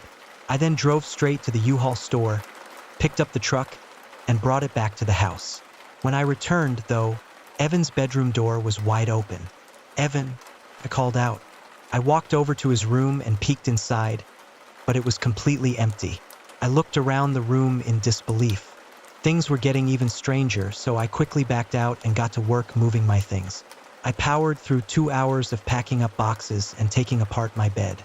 With only 2 boxes left, I grabbed one and rushed toward the front door, only to be stopped when Evan appeared in the doorway.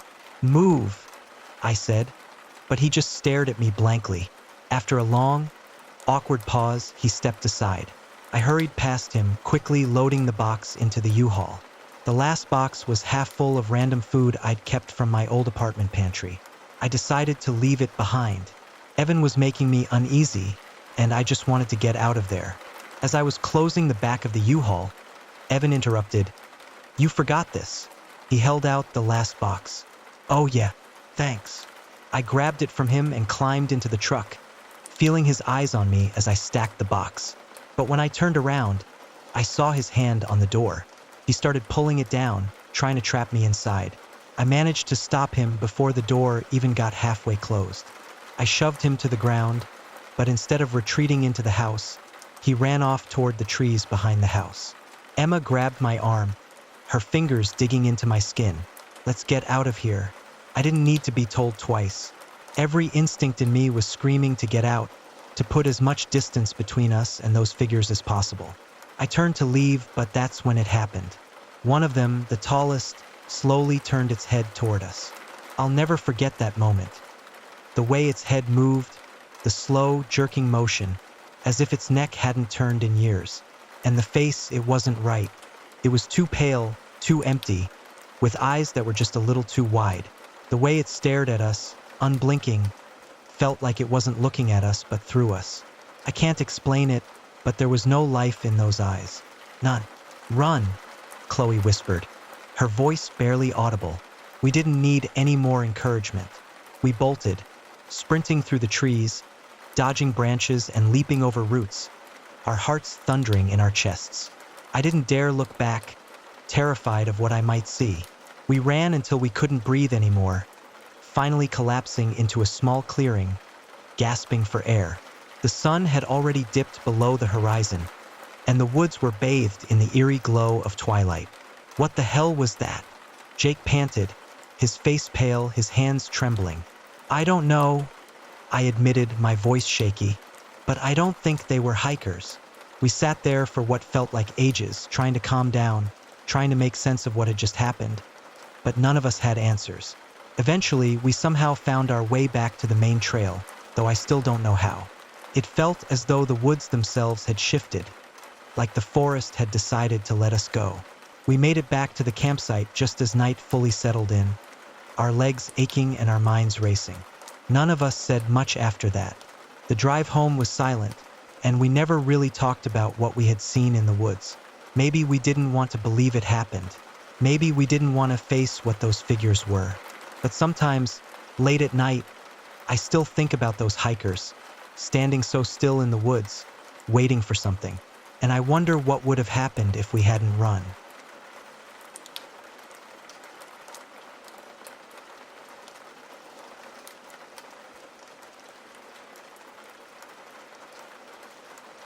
It was supposed to be a peaceful weekend getaway.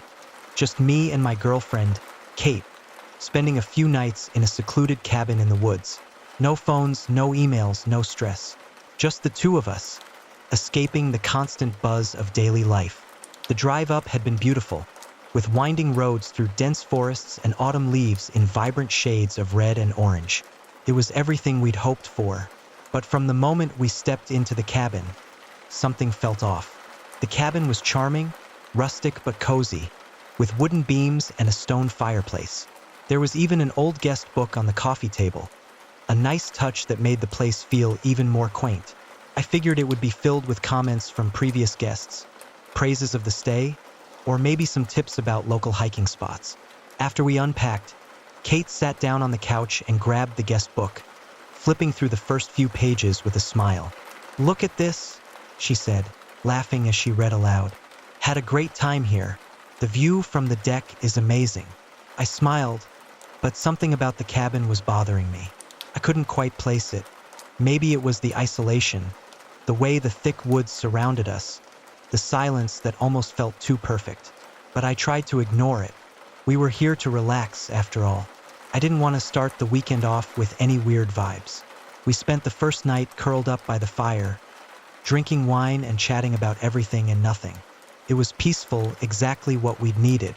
But even with the flames crackling and the warmth filling the room, I couldn't shake the strange feeling that had settled in my chest.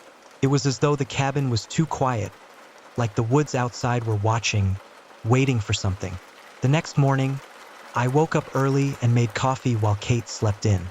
The light streaming through the windows made the cabin feel less ominous, and for a while I started to feel at ease. I sat down on the couch with my mug, glancing at the guest book Kate had left open on the coffee table. I hadn't really looked at it the night before, but now, with the soft morning light spilling over the pages, I found myself intrigued. I flipped through the entries, most of them cheerful and positive.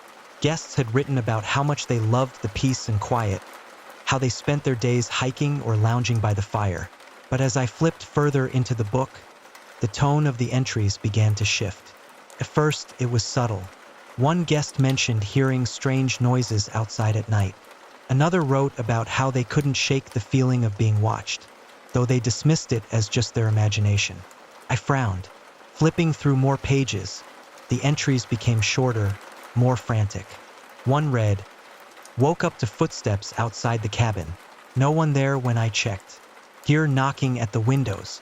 Too dark to see anything. This place feels wrong. We're leaving early." A cold chill ran down my spine as I read the last one. The handwriting was shaky, like the person had scribbled it in a hurry. Kate stirred in the bedroom, and I quickly closed the book, not wanting to alarm her. I sat there for a moment, my heart pounding in my chest. Maybe it was just a prank, someone trying to scare the next guest for a laugh. But the fear in those words, it felt too real. Kate came out of the bedroom, stretching and smiling. "Morning," she said, walking over to kiss me on the cheek. "What's up? You look weird." I forced a smile, shaking off the unease. "Nothing. Just woke up early, ready for breakfast." The rest of the day was uneventful. We hiked one of the nearby trails, took pictures of the leaves, and spent the afternoon sitting out on the deck, enjoying the view. The strange feeling from that morning had faded, and I almost forgot about the guest book entirely. But that night, everything changed. We'd gone to bed early, exhausted from the hike, and I was just starting to drift off when I heard it. A faint tapping sound, like someone lightly knocking on the window. I froze, my heart leaping into my throat. I held my breath, listening, hoping it was just a branch or maybe an animal brushing up against the glass. But then it happened again. Tap, tap, tap. "Did you hear that?" Kate whispered beside me, her voice barely audible. "Yep." I breathed, sitting up in bed. "Stay here." I grabbed the flashlight from the nightstand and slowly climbed out of bed, my pulse racing. The tapping continued, soft and rhythmic, like someone or something was testing the window, waiting for us to react. I crept toward the window, every muscle in my body tense. The curtains were drawn, and I hesitated for a moment, wondering if I should even look. Part of me didn't want to know what was out there, but curiosity got the better of me. I slowly pulled back the curtain and shined the flashlight out into the night. There was nothing, just the trees, their branches swaying gently in the breeze. No sign of anyone or anything that could have been making the noise. I let out a shaky breath and turned back to Kate. "Probably just the wind," I said, trying to keep my voice steady. "Nothing out there?" She didn't look convinced, but we both tried to go back to sleep. I lay there in the dark, listening, waiting for the sound to return. But the rest of the night passed in silence. The next morning, I couldn't shake the feeling that something was wrong. The tapping, the strange entries in the guest book, it was all adding up to something I didn't want to acknowledge. After breakfast, I went back to the guest book, flipping to the last few entries, hoping to find some explanation, some reassurance that it was all just in my head. But what I found instead made my blood run cold. There, scrawled in the same shaky handwriting as the previous entry, was a message that hadn't been there the day before. They're watching us. They're waiting. Don't look outside. I slammed the book shut, my heart racing. How had it appeared overnight? There was no way we could have missed it the first time. My mind raced with possibilities. Was someone sneaking into the cabin while we slept? Was it some kind of twisted joke? I didn't tell Kate about the new entry. I didn't want to scare her. But the rest of the day, I couldn't stop thinking about it. The tapping at the window, the eerie silence of the woods. It all felt connected, like the cabin itself was trying to communicate something to us. That night, I hardly slept. Every creak, every rustle outside sent a spike of fear through me. I lay there, staring at the ceiling, waiting for the tapping to start again. But it didn't. Instead, just as I was beginning to drift off, I heard something else, something much worse. Footsteps, slow, deliberate footsteps, circling the cabin. They were faint at first, almost unnoticeable. But as they grew nearer, I could hear them clearly, crunching through the fallen leaves outside. My blood turned to ice as I realized the footsteps had stopped directly outside the bedroom window. I didn't move. I didn't breathe.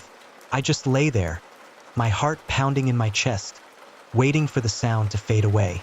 But it didn't. Instead, I heard the faintest whisper, so soft I almost thought I was imagining it. Don't look outside. I squeezed my eyes shut, my body trembling with fear. The footsteps lingered for what felt like hours before finally fading into the distance. The next morning, we left the cabin. We didn't pack carefully, didn't clean up. We just tossed our things into the car and got the hell out of there. I never told Kate about the message I'd found in the guest book. But as we drove away, I couldn't help but glance back at the cabin, sitting there in the woods as if it were waiting for the next guests. And I couldn't stop wondering who or what had been watching us in the dark, and what would have happened if we had looked outside.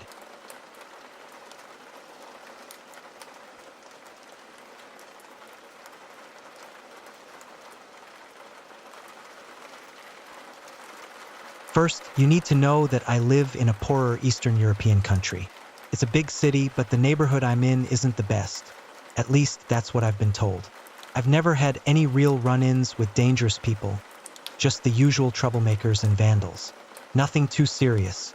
I'm still a teenager living with my parents, but growing up in this environment has made me pretty street smart. One afternoon around 3 p.m., my dad left for his table tennis practice, and I knew he wouldn't be back until about 8. Coincidentally, my mom and older brother went out to help one of my friends clean up after a New Year's Eve party. I probably should have gone with them, but honestly, I was feeling sick and hungover from the previous night's celebrations. Looking back, that was probably the luckiest break I've ever had. So, I was home alone while everyone else was out. I've been by myself plenty of times, so I wasn't worried. The evening went by like any other. I was rewatching some episodes of Skins when suddenly, I felt the urge for a snack. Just behind my apartment complex, there's a well-known supermarket I always rely on when I'm craving something. It's a 5-minute walk, so I threw on my coat and flip-flops and headed out. It was freezing outside, and I could see the supermarket lights in the distance, but something felt off. As I approached the automatic doors, I noticed a small, stocky figure standing in front of them. As I got closer, I recognized his face. It was a man I'd seen around the block many times, though I'd never thought much of him. He was poorly dressed, and it looked like he was standing guard by the doors. I asked him if the supermarket was still open, and he pointed to a sign clipped to the schedule. It said they closed at 6 p.m. for the holiday season, and it was now 6:20. I let out a sigh and was about to turn back home when he suddenly spoke in a rushed voice, saying there was a small boutique next door that might still be open. I told him I didn't really need anything and would just come back tomorrow. But he insisted, saying the boutique was just a 2-minute walk away and kept staring at me in a strange way. That was my first red flag. But I tried to brush it off, thinking maybe he was just eager to help, maybe hoping I'd give him some money. It made sense in my head, but I stayed on alert. I walked to the boutique, grabbed a few things quickly, wished the shop owner a happy new year, and left in a hurry. But as time passed, I started feeling more and more uneasy, like something wasn't right. My gut was telling me I needed to leave, but what really made me switch was the fact that I had been gone for about 5 minutes. And as I passed the supermarket again, the man who had been there earlier was nowhere to be seen.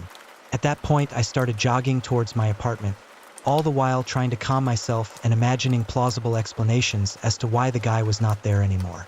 I get to the bottom of the stairs of the front door, and in the distance I notice a tall, dark figure entering the elevator, and at the same time, almost as if it were planned, the automatic lights switched off. I desperately ran towards the interphone and clumsily got my keys out to open the door. As I ran to the elevator, it was still running. I live on the 7th floor, and I could see it go all the way up when it stopped at the 5th.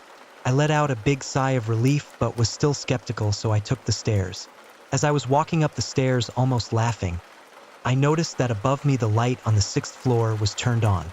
So that was a bit strange, and I kept on walking, and then the light on the 7th floor was on. I stopped, looked above, and hoped that whoever it was would go to the 8th. A minute passed, which felt like an hour, and the light on the 7th floor was still on. So I decided to take some action, and I ran all the way up to my floor and saw something that would almost make me pass out. The tall, dark figure was kneeling on my doorknob trying to, what I presume was lockpick my door. In these kind of situations, I rarely get angry. I just want whatever was going on to stop. So from afar I shout a very weak, "Hey!" and the guy in an instant turns around and stands up. I see him for a split second, and he looks terrified. Long black trench coat, a hat, and leather gloves. He smiles at me and reveals his yellow, unkempt teeth. He smiles. Do you know how stomach-churning that feels when you stumble upon something like that and the person just smiles at you? The fear was amplified tenfold. I was shitting my pants, and to my surprise, the man took off running. Before he reached the stairs, he mumbled a sorry and got away. I was still in shock. I couldn't follow him or call the police or even move for that matter. I easily got into the house of my apartment and noticed that a pin was still stuck in there. Yep, he was definitely trying to get into my house. Who knows what he wanted to do? My parents wouldn't be back for a few more hours, and I wasn't sure if I should tell them or the cops. Thinking in retrospect, I think this tall man and the man in front of the supermarket may have conducted a plan. It would have been all too convenient for him to catch me off guard like that. Either way, it's a scary thought. One thing is for certain though, I will be keeping a bat in my room from now on. So much for New Year's resolutions.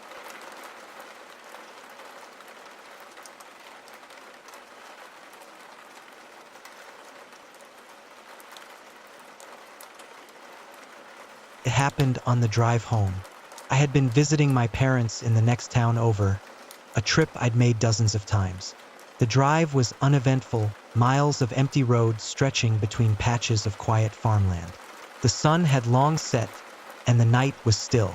Then I blinked, and everything changed. The road in front of me wasn't the same. The trees lining the highway were gone, replaced by an endless stretch of unfamiliar fields.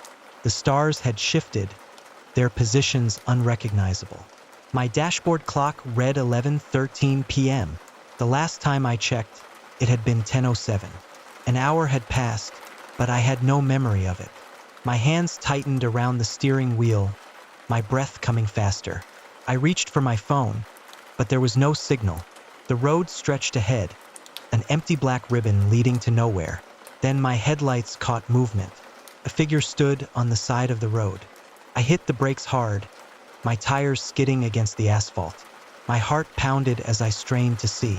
The figure was tall, unmoving, draped in something tattered that swayed in the non-existent wind. Its face was obscured, hidden beneath shadow, yet I felt it watching me. Then it stepped onto the road. I slammed the car into reverse, but the moment I did, the engine died. The radio flickered on, static filling the car. Through the noise, a voice emerged. "You shouldn't be here.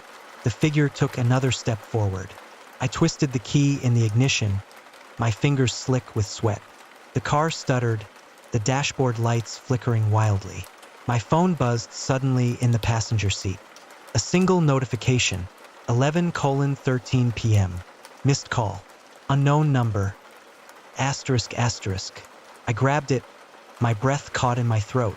The screen dimmed, then lit up again with a text message. Get out. The figure was almost at my hood now.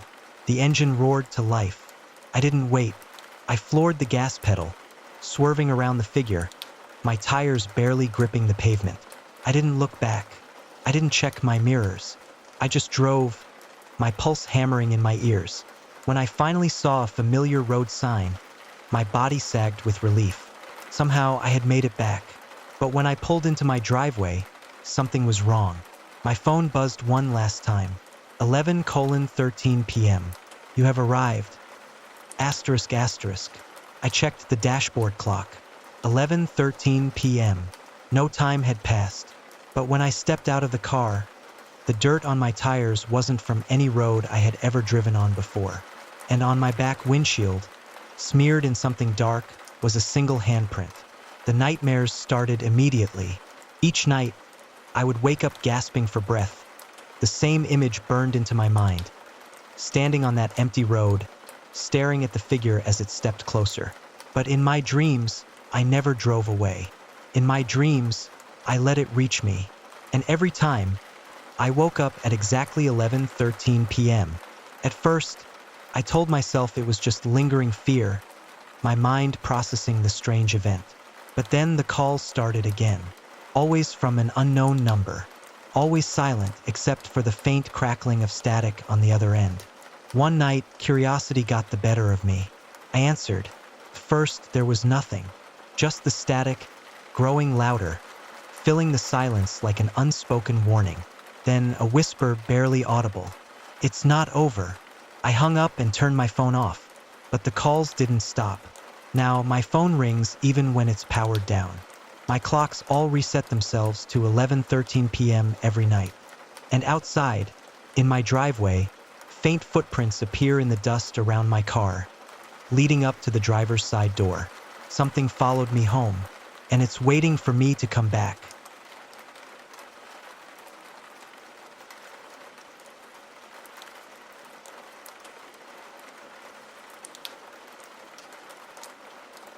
To everyone on the outside, Dr. John Hamilton and his wife, Susan, appeared to have the ideal marriage. In their 14 years together, John's deep love for his wife led him to spoil her with extravagant gifts and luxurious vacations. A brand new Porsche on their wedding day was just the start of a long list of romantic gestures. But John's generosity went beyond material things.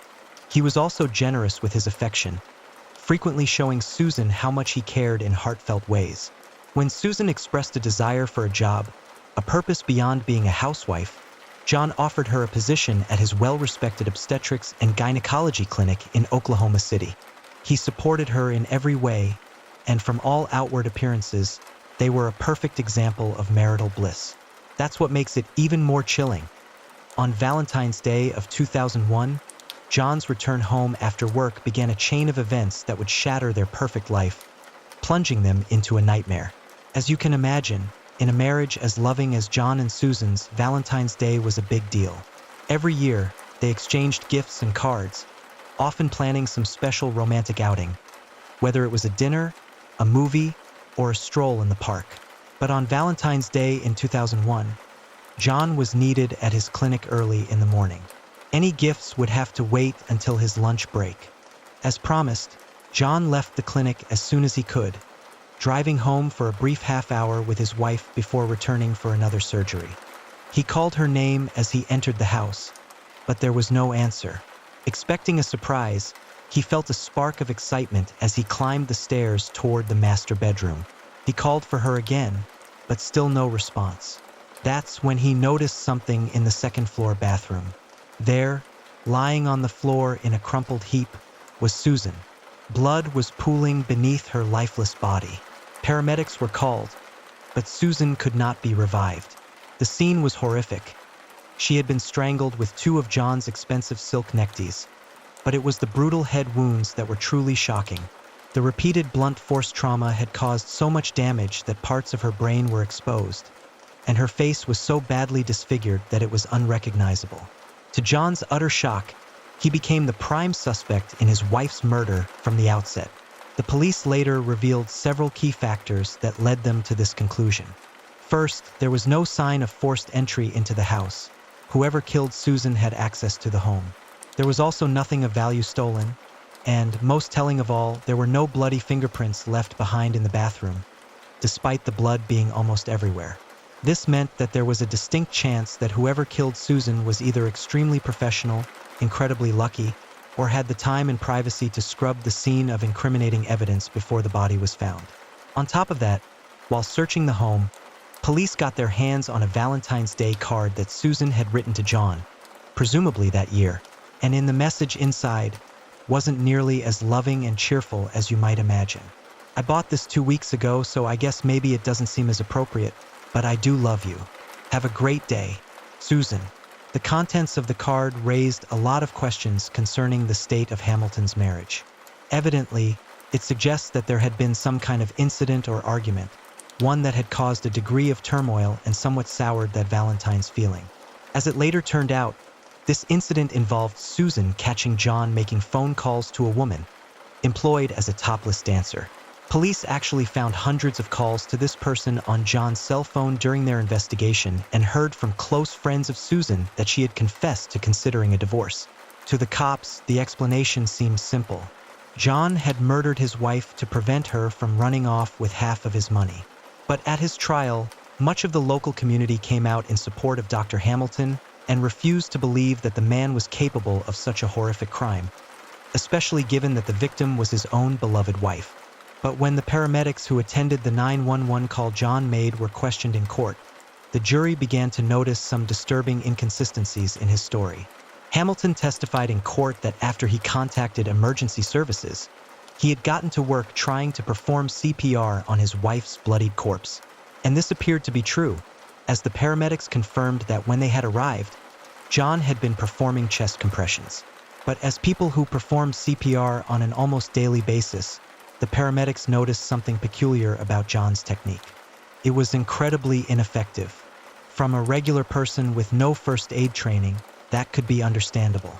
But John's was so bad that it almost looked like he wasn't actually trying to revive Susan at all, which for a medical professional is very suspicious.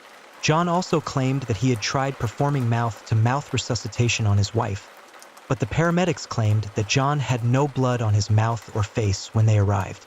There was so much blood around the victim's head that there's no way John could have performed mouth-to-mouth and not gotten any on him. Some of Susan's blood was also found on the steering wheel of Dr. Hamilton's car, and despite his claim in court that he had simply moved the vehicle to make room for emergency vehicles, a prosecutor was able to make use of the overall suspicion to claim that this was evidence that John had been considering an escape attempt. At one point during the trial, the prosecution's case against Dr. Hamilton appeared to be floundering. Hamilton's defense attorney had brought a number of key character witnesses to testify in court, and all had built a picture of John as nothing but a loving husband. And he believed that the nail in the prosecution's coffin would be the testimony of a crime scene investigator named Tom Bevel, an expert on blood splatter at crime scenes. Bevel was essentially brought in to confirm that the blood splatter on Dr. Hamilton's shirt, the same one he was wearing during his attempt at CPR, was consistent with a man simply trying to revive his murdered wife while in a state of extreme panic and grief. At first, Tom Bevel did indeed testify that much of the blood splatter could have well been from the doctor's attempts at CPR. But as it turned out, Bevel had noticed something that other investigators had overlooked. He had made a note of the few small flecks of blood that could be found on the inside of Hamilton's right sleeve, a pattern he had seen many times before on the clothing of people who have killed someone with a blunt object. In the seconds that followed, the courtroom was deathly silent. An expert defense witness had testified against the person they were supposed to be defending. And in just a few words, Tom Bevel had condemned Dr. Hamilton to prison. When later asked why he made the decision to essentially act as a witness for the prosecution, Bevel claimed he just had to tell the truth. He said he had sworn an oath, something that overrode any allegiance he may have had to his client. After that, it only took 2 hours for a jury of his peers to find John Hamilton guilty on the charge of first-degree murder, whereafter a judge sentenced him to life in prison. Those that followed the case were highly disturbed by the sudden turn of events. John had and still does maintain his innocence even to this day. But more and more evidence points to the idea that he killed his wife in cold blood. His defense team even floated the idea that he must have been innocent because the guilty timeline would mean that John went to work and performed flawless surgeries right after murdering the love of his life.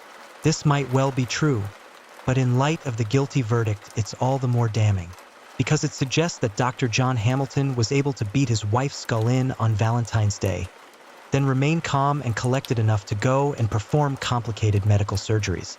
And if it's true, then maybe a more fitting name for Dr. Hamilton is Dr. Death.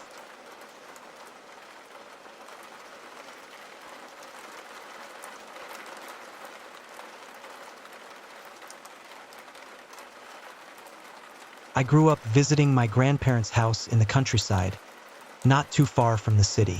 It was an older house, but at first glance, it was absolutely beautiful. The property had a large yard that surrounded the entire house, and my cousins and I would spend hours playing there.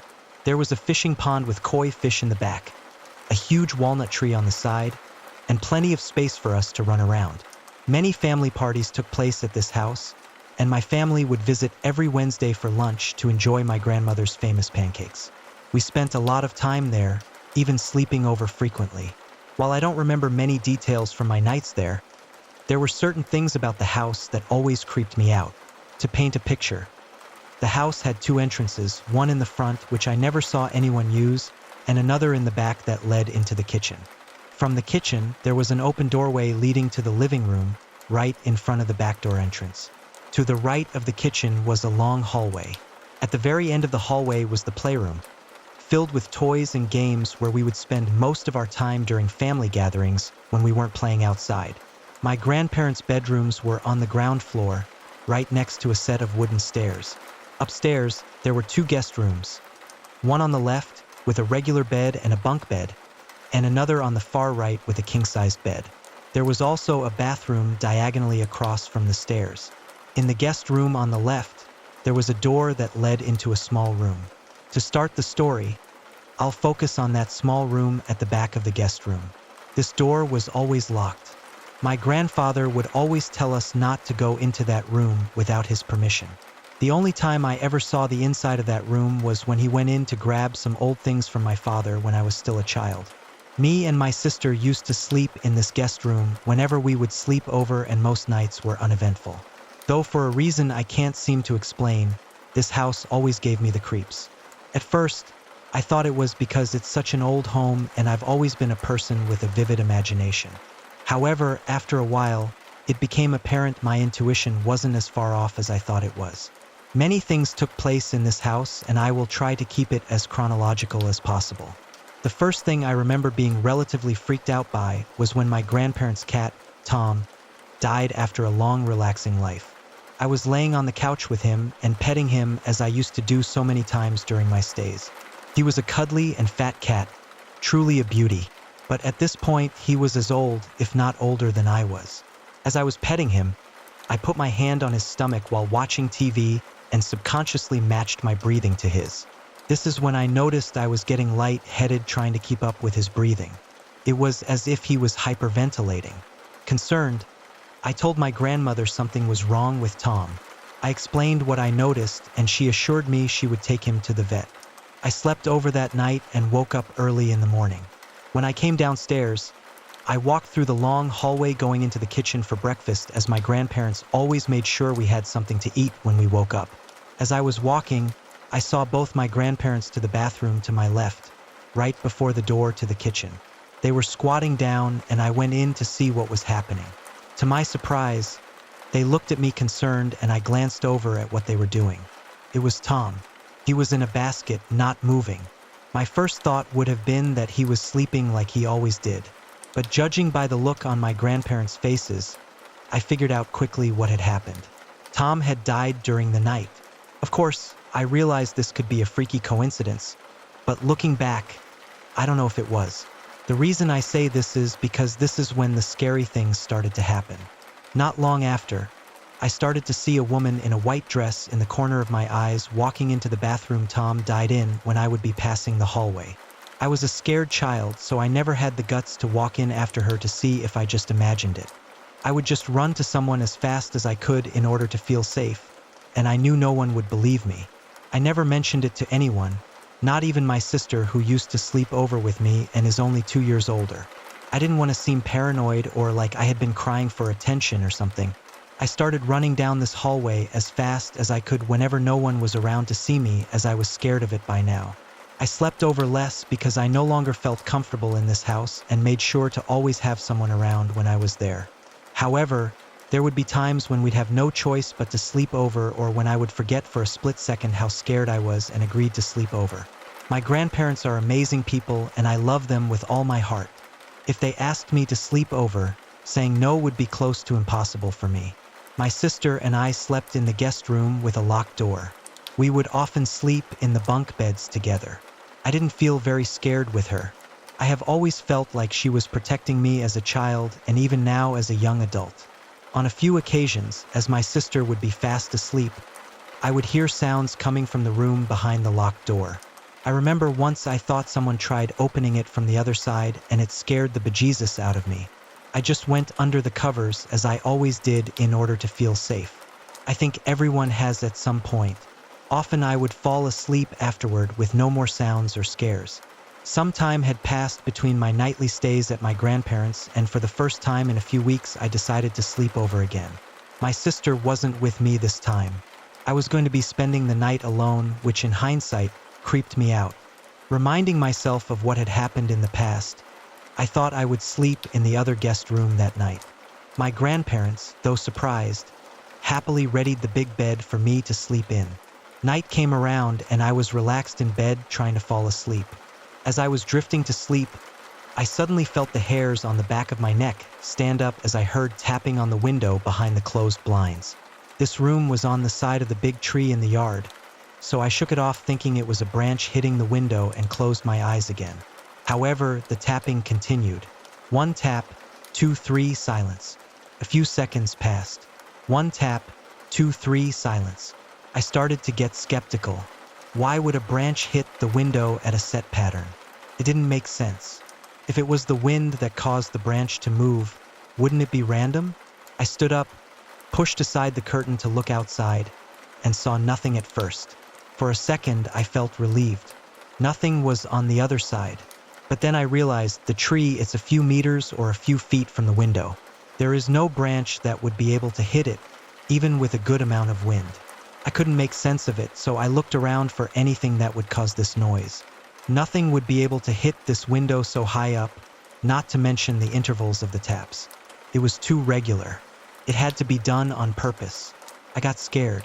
I ran back to my bed and hid under the covers again. But not even a minute later, the tapping started again. At this point, I was crying.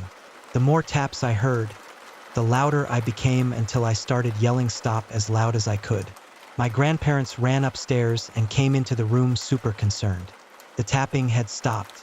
They saw how upset I was, hugging me and asking me what happened. I said something was outside my window, but to no one's surprise, there was nothing there. My grandfather decided it would be better if I slept with him tonight, and my grandmother decided to sleep in this room. After calming down, I slept peacefully. In the morning, they tried asking me again what had happened. I told them something scared me by tapping on the window, and as I initially figured, they said it must have been the tree outside. Too ashamed of myself, I just agreed with them, ready to forget it ever happened.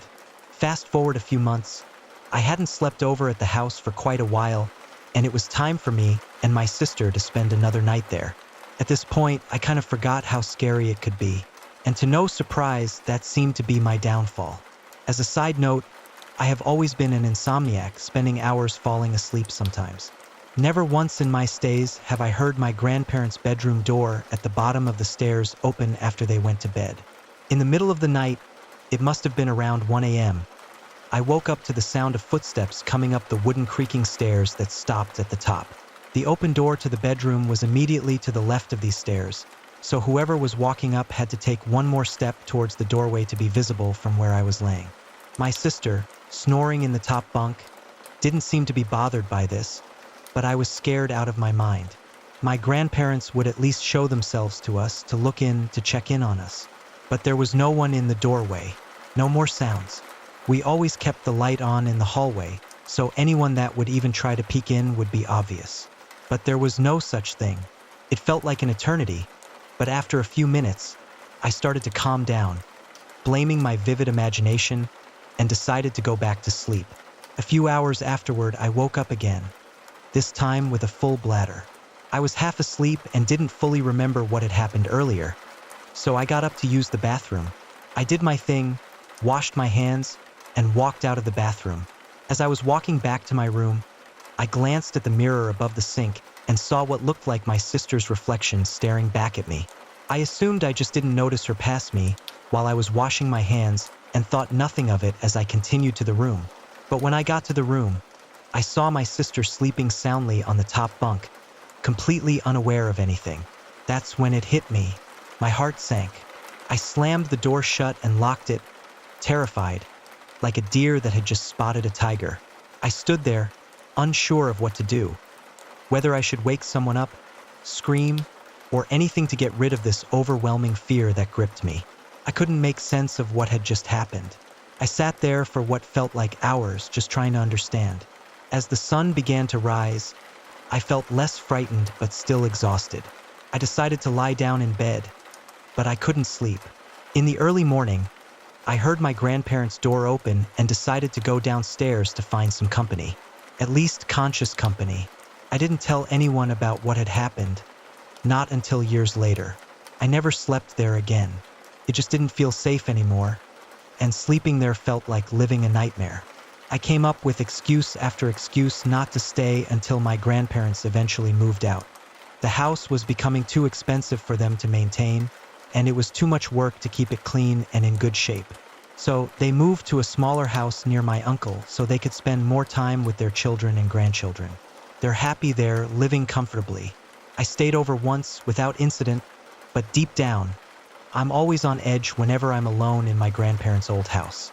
I can't shake the feeling that I'm never truly comfortable there. I loved that old house. It held so many memories, and it was so much fun to play around with my cousins. But I swear, I would never spend another night there. Not for anything.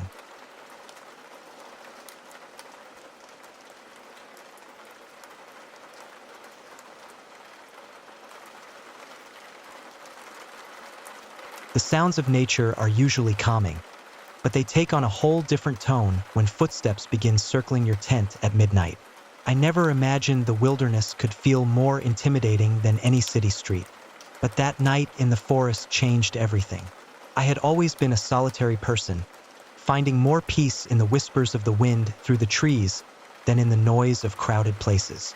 So when I decided to take a solo camping trip in the dense forests of northern Michigan, it felt like exactly what I needed. The drive up was quiet and peaceful, my old Subaru packed with camping gear, and my mood lifted with each mile I traveled. I arrived at the campsite late in the afternoon, the sun dipping behind the tall pines. The air was fresh, filled with the scent of pine needles and earth. I took a deep breath, letting the tension of city life dissolve with each exhale. Setting up camp was second nature. I pitched my tent easily, unpacked my cooking gear, and gathered firewood. As darkness settled, I sat by the fire, enjoying a simple meal of instant noodles and canned beans. One by one, the stars began to twinkle in the night sky, a sight you can never witness in the city. By 10 p.m., I crawled into my tent and wrapped myself in my sleeping bag. The sounds of the forest, an owl's distant hoot, a coyote's far-off yip, the wind whispering through the trees, lulled me to sleep. I felt at ease, more content than I had been in a long time. But that peace was about to be ripped away in an instant. I'm not sure what initially woke me. Maybe it was the sudden absence of sound, or perhaps some deep-seated instinct that alerted me to a disturbance in the quiet. Whatever it was, I woke up suddenly, my senses on high alert in the pitch black of the tent. Then I heard it. Footsteps. Slow, deliberate, crunching through the leaves around my tent. At first, I convinced myself it was just an animal, maybe a deer or a raccoon rummaging through the underbrush. But as the footsteps continued, circling the tent with unnerving precision, I knew it wasn't an animal. My heart began to race, beating so loudly I was certain whatever was out there could hear it too. I stayed perfectly still, barely daring to breathe, as the footsteps completed one full circle around the tent, then began again. Minutes turned into what felt like hours. The footsteps never stopped, never hesitated. They kept that same slow, relentless rhythm, round and round and round. Finally, after what must have been the 10th or 11th circuit, the footsteps stopped. But the silence that followed was even more unnerving. I strained to hear any sound, anything that could tell me what or who was outside. Then, another sound emerged. A zipper. My blood ran cold as I realized it was the zipper of my backpack, which I'd left outside the tent. Someone was going through my things. I wanted to shout to scare them off, but fear had frozen my vocal cords. I could only lie there, paralyzed, as I heard the rustling of my belongings being rifled through. After what seemed an eternity, the sounds stopped. Footsteps again, but this time moving away, fading into the forest. I waited, counting my heartbeats, until I could no longer hear anything but the normal sounds of the night. Only then did I allow myself to move, to breathe normally again. My hand shook as I reached for my flashlight. I knew I should look outside, assess the damage, but terror kept me rooted in place. What if they were still out there, waiting? I must have dozed off at some point because the next thing I knew, early morning light was filtering through the tent fabric. Birds were chirping, and a gentle breeze rustled the trees. It all seemed so normal, so peaceful, that for a moment I wondered if the night's events had been just a vivid nightmare. But as I unzipped my tent and stepped outside, reality came crashing back. My campsite, which I had left neat and orderly the night before, was in disarray. My backpack lay open, its contents strewn across the ground. But that wasn't the most disturbing part. My belongings hadn't just been scattered. They had been arranged. My clothes formed a crude circle around the fire pit. My food supplies were stacked in a neat pyramid, and my hiking boots, which I distinctly remembered leaving by the tent, were now hanging from a tree branch, the laces tied in intricate knots. I stood there, my mind struggling to process what I was seeing. This wasn't just random vandalism or theft. This was something else, something deliberate, a message perhaps, though its meaning eluded me. I wanted to leave, to pack up and drive away as fast as I could. But as I looked around at my displaced belongings, I realized it would take time to gather everything. And something told me I shouldn't leave anything behind. So I set about putting my campsite back in order, my eyes constantly darting to the surrounding forest, half expecting to see someone watching me from between the trees. Every snapping twig, every rustle of leaves sent a jolt of adrenaline through my system. As I packed, I took inventory. Surprisingly, nothing seemed to be missing. Even my wallet and phone were untouched. This wasn't a robbery then. But if not that, then what? By mid-afternoon, I had everything packed up and loaded into my car. I sat in the driver's seat, key in the ignition, ready to put this place far behind me. But as I was about to start the engine, a thought struck me. What if they followed me? What if they were waiting somewhere along the road, ready to run me off into the ditch? Paranoia, I told myself. Just paranoia. But the seed of doubt had been planted and it grew roots quickly. I decided to wait until nightfall. Surely, I reasoned, they wouldn't expect me to drive at night. I could slip away under cover of darkness. So I waited, watching the sun sink lower in the sky, painting the forest in shades of orange and red. As beautiful as it was, I couldn't appreciate it. Every shadow seemed to hide a threat. Every movement in the undergrowth a potential attacker. As darkness fell, the forest came alive with night sounds. But now, instead of finding them soothing, each noise set my nerves on edge. Was that really just an owl hooting or some kind of signal? Did that rustling sound like footsteps? Or was it just the wind? I sat in my car, doors locked, windows up despite the growing stuffiness. My eyes strained against the darkness, watching, waiting. The minutes crawled by with agonizing slowness. Then, sometime around midnight, I heard it. Voices. Low, indistinct at first, but growing clearer. They were coming closer. I slouched down in my seat, praying that the darkness would hide me. The voices grew louder. 2, maybe 3 people. They were talking in hushed tones, but their words carried in the still night air. Should be here somewhere. Left in a hurry. Might still be watching. My breath caught in my throat. They were looking for me. The voices were alarmingly close now.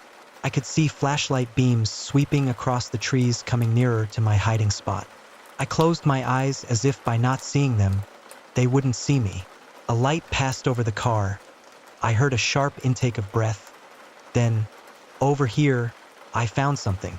This was it. Fight or flight time. And flight was winning. I jammed the key into the ignition and turned it. The engine roared to life, startlingly loud in the quiet forest. I threw the car into drive and stomped on the gas pedal. The tires spun on the loose dirt before finding purchase. The car leaped forward, headlights illuminating 3 startled faces before they dove out of the way. I caught a glimpse of wide eyes, pale faces, dark clothing. Then they were behind me. Panic surged as I sped down the narrow dirt road, branches scraping against the sides of my car. I drove like a woman possessed, taking sharp turns, bouncing over the uneven terrain. Every time I glanced in the rearview mirror, I expected to see headlights, but there was only emptiness. It wasn't until I hit the main highway that I finally let out the breath I'd been holding. I drove through the night, my eyes fixed on the miles flashing by on the odometer, pushing myself farther from that forest with each passing second. As the first rays of dawn painted the sky, I felt just enough relief to pull over at a rest stop. My hands trembled as I turned off the engine. I sat there for what felt like ages, watching the world brighten, struggling to piece together what had just happened. Who were those people? What did they want from me? And why had they arranged my things in such a bizarre way? I had no answers, only questions, ones I knew would follow me for a long time. One thing was clear, my days of solo camping were over. The solitude I had once cherished now felt like a distant memory, replaced with a wariness that I knew would never fully fade. As I merged back onto the highway, heading home, I took one final glance at the forest in my rearview mirror. In the soft light of morning, it appeared peaceful, even inviting. But I knew better. I understood now that sometimes the most dangerous things aren't the ones that roar or show their teeth. They're the ones that lurk quietly in the shadows, rearranging everything when you're not paying attention. The open road stretched ahead, and I followed its call, leaving behind the dark forest and its secrets. But deep down, I knew that part of me would always be back there, listening for footsteps in the dark.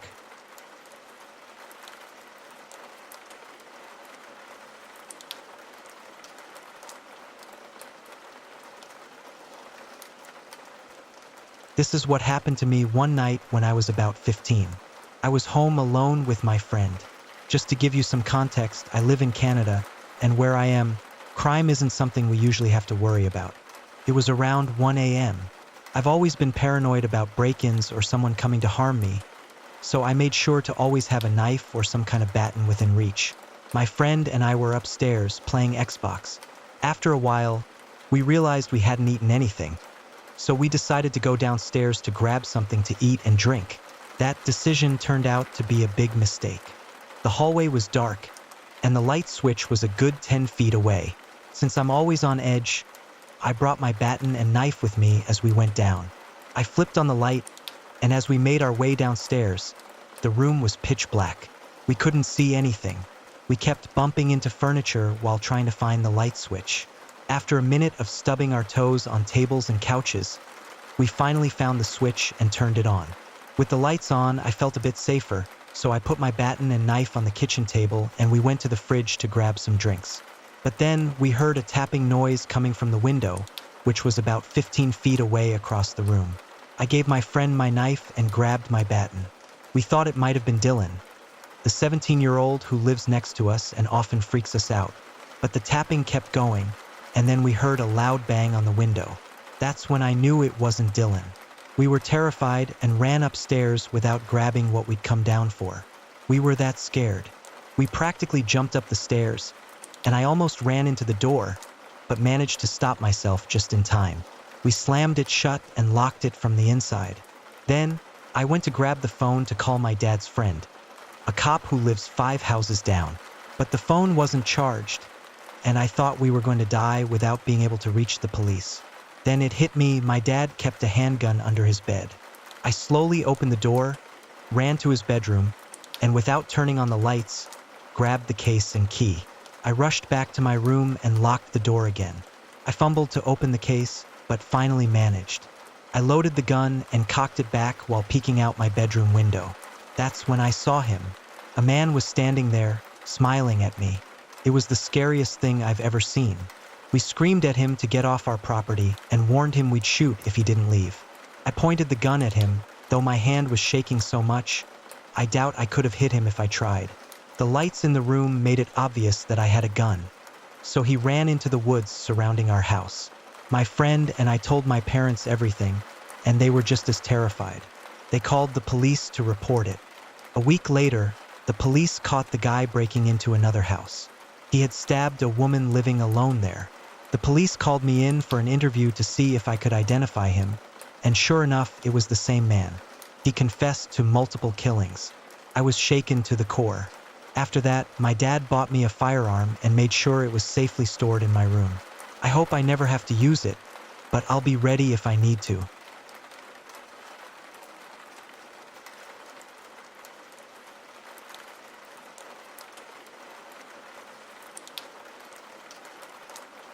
I just want to start by saying that I live in Northern Ontario, near a small village that I'll leave unnamed for privacy reasons. My friend and I, both 14 at the time, who I'll call Steph, wanted to hang out after school was out. At some point during summer break, she messaged my mom through her mom's cell since neither of us had phones at the time, asking if I wanted to hang out. I thought it would be fun, so I agreed to meet up with her. She lived a bit outside of town, but we made plans to walk the 20 minutes to town and hang out there. I arrived around 2 p.m., and we started our walk. Everyone always talks about how small and innocent their towns are and how nothing ever happens, but this place is quite the opposite. It's actually a hotspot for trafficking, drugs, drug busts, assault, just about everything. But being 14, we thought we were safe since we had never directly seen anything like that, right? Well, we were wrong, and you'll soon find out why. We finally reached our destination and stopped at a convenience store to buy some candy and sit on the curb, doing regular kid stuff. Another friend of mine lived in town, so Steph decided it would be a great idea to show me where he lived. We made our way through the back roads, and eventually we found ourselves on the sketchy, rundown street. We passed an auto shop with the garage door wide open, where a man was working on a vehicle. I nodded politely, and we continued down the street, passing what seemed like empty houses. It's the 21st century, after all, and no one goes outside anymore.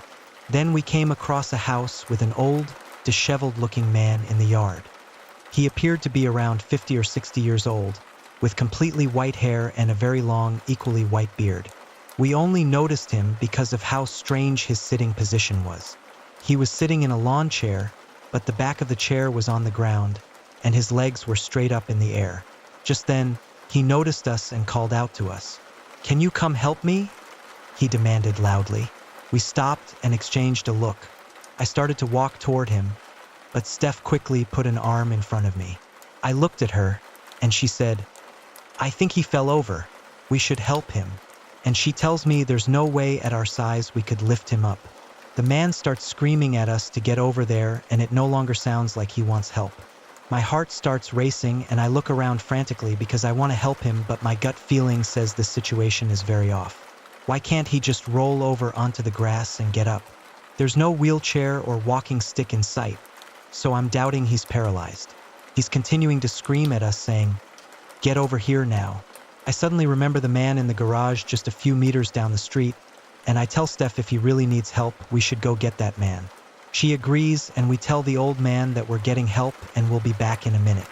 We race down the street as fast as we can and stumble into the garage, huffing painfully and trying to get out the words, There's a man down the street.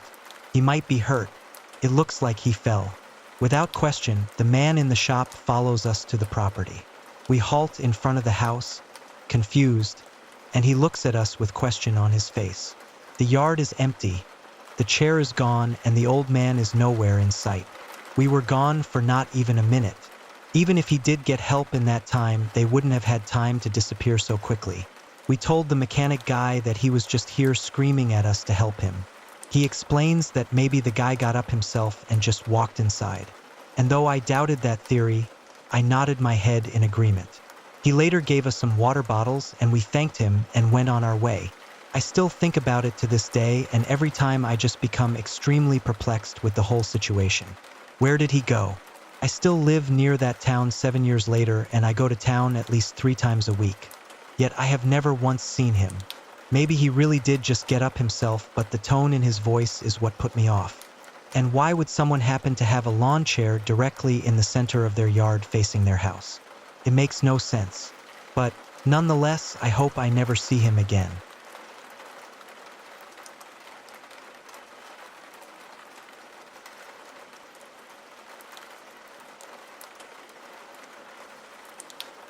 Last year was the first time I ever had something happen on one of my camping trips. I usually camp alone several times a year, often sticking to the same spots, but occasionally, I'll try a new trail. For this trip, I decided to try a 4-mile trail I'd never been on before. I drove 2 hours to a remote area to start the hike. Right away, I didn't enjoy the trail as much as I thought I would. Some parts were wet and muddy. Still, I kept going, trying to avoid those spots. About 45 minutes into the hike, I spotted something off the side of the trail. A tent. It was old and worn down with some rips in it. From a distance, I could tell it was empty, so I walked closer. There was no obvious damage, just signs of weathering over time. It was surprising that the tent was still standing at all. I looked around and inside it, but oddly, there was nothing else. No gear or belongings, just the tent itself. I thought I might find something left behind, but there was nothing. After a few minutes, I continued down the trail. I couldn't come up with any reasonable explanation for why someone would leave a tent like that. As I hiked the last hour and a half of the trail, I came across dozens of abandoned items. Camping gear, hiking equipment, all scattered along the trail. It gave me a strange, uneasy feeling. Who would leave all this stuff behind? It didn't seem like an accident, and I was starting to suspect it all belonged to one person. When I reached the end, I set up my tent a good distance away from the trail, just to be safe. It was already getting dark, so I stayed at my campsite for the night. I was a bit nervous, but I managed to sleep through the night without any issues. I woke up early the next morning, around 4 or 5, before the sun had fully come up. I unzipped my tent and stepped outside, but something immediately felt wrong. I turned around and saw a man standing just a few feet away from my tent. He was tall and thin, wearing dirty clothes, and his face was covered in grime. He stared at me with this empty, vacant look, and I stood frozen, unable to move. In that moment, it was so surreal and terrifying, it almost didn't feel real. "Leave," he said in a soft but chilling voice. I nodded and quickly started packing my backpack, but before I could do much, he rushed toward me. I stumbled back, and all I could get out was, "Okay," repeating it over and over. He stood over me with that same empty look in his eyes. "Leave," he said again. I knew what he meant this time, and I quickly got up, running away as fast as I could, leaving everything behind. I looked back as I ran, and I saw him rummaging through my backpack, almost like an animal looking for food. I jogged as far as I could, then fast-walked the rest of the way back to my car.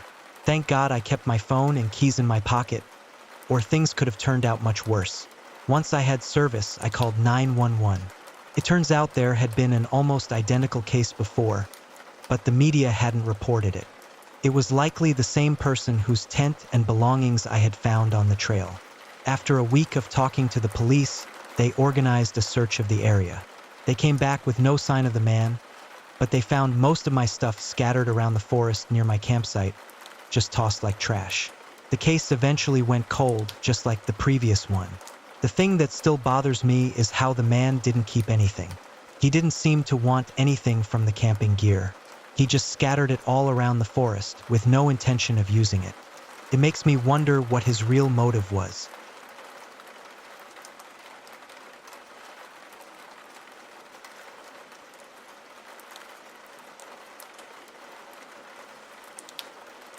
At the time of this event, I was 18, living in a large house in a wealthy area of England.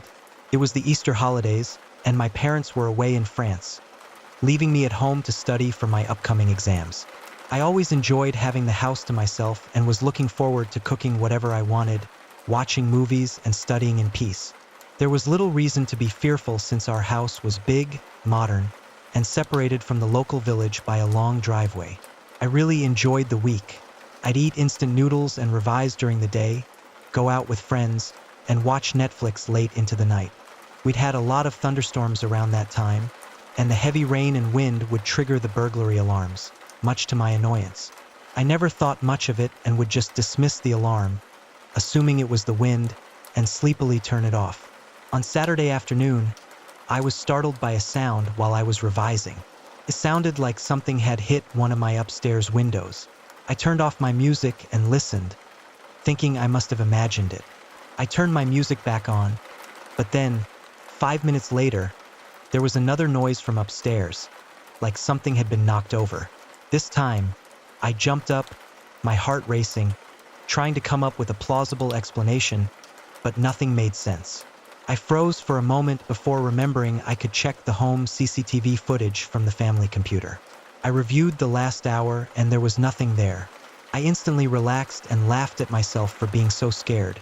Little did I know my instincts were about to save me.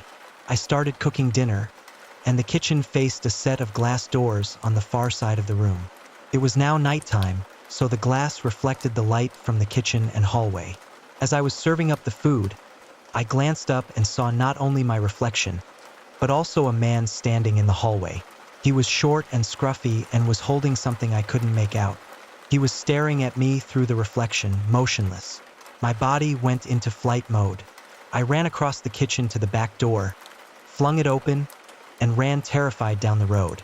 Fortunately, I had my phone on me and called the police. I didn't see the man leave the house as I hid behind a bush in the driveway. Everything felt like a blur while the police checked the house. They found nothing, and I began to wonder if I had imagined it. It wasn't until an hour later that I learned the chilling information that would haunt me for the rest of my life. The police checked the CCTV and found footage of the man entering the house. He had entered on Thursday night, 2 days before this incident. The man was soon found and identified as a local homeless person. The incident was believed to be a burglary gone wrong. He was sentenced and is no longer a threat. But I will never be comfortable being home alone again.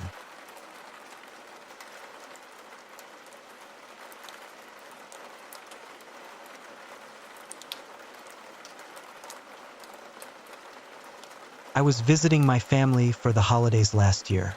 They live 15 hours away, and I usually try to power through the whole drive in one go. But this year, snow had come early, making the roads slower than usual, so I figured I'd stop at a hotel along the way. I didn't book anything ahead of time because I wasn't sure how far I'd get before I needed to rest.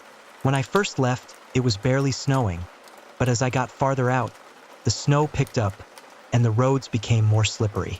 The roads were still clear enough, but everyone was driving slower and more carefully. After about 8 hours of driving, I realized I hadn't even made it halfway. By 9 p.m., I was frustrated.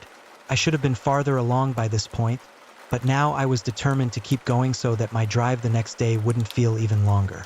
The snow had lightened up a little, but it still covered the roads since there hadn't been any plow trucks.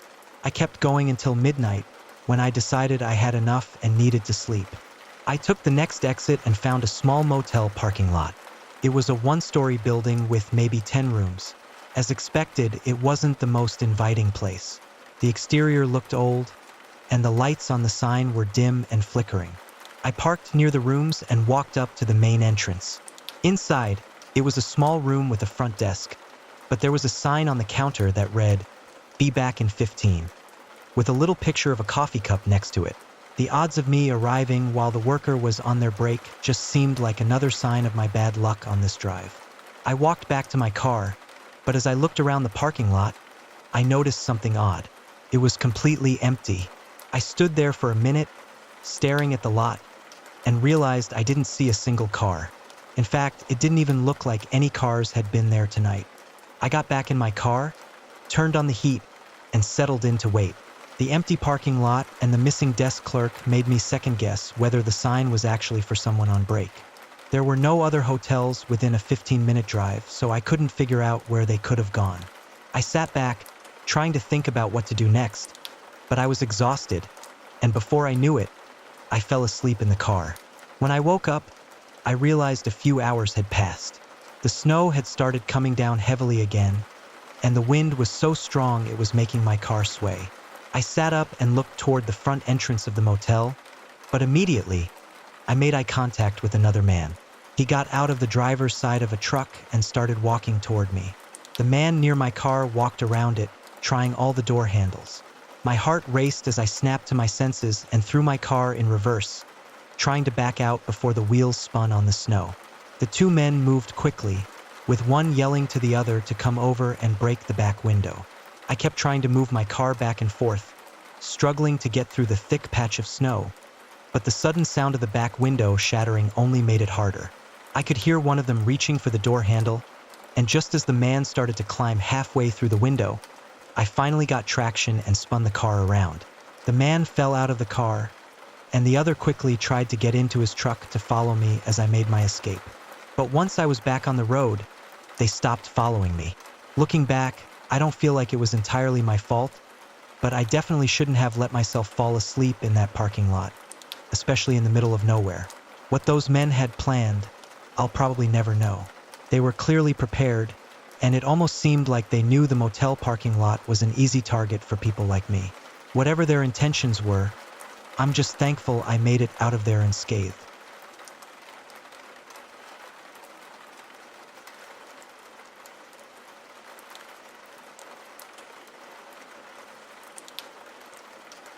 The golden rule of wildlife photography is to never interfere with nature. But what do you do when nature isn't the real threat, and you find yourself trapped between man's greed and the last remnants of a dying species? I had always dreamed of going on a South African safari. The idea of capturing the raw beauty of animals in their natural habitat had been my passion since the first time I picked up a camera. So, when I finally saved up enough money for the trip, I splurged on a package that promised an authentic experience far away from the usual tourist spots. The first few days exceeded every expectation. We watched elephants bathing in waterholes, lions basking in the sun, and even spotted a pair of elusive leopards. Each click of my camera felt like I was preserving a fragment of wild, untamed Africa. Our guide Themba was a well of knowledge. His eyes would light up as he told us stories about the animals and the land. "Remember," he would often say, "we are guests here. We observe, we appreciate, but we never interfere." On the fourth day, Themba told us he had a special treat in store. "I know a place," he said in a low, excited voice, "where we might see rhinos. It's off the usual paths, but it's worth it." At dawn, we set off, our jeep bumping over narrow trails.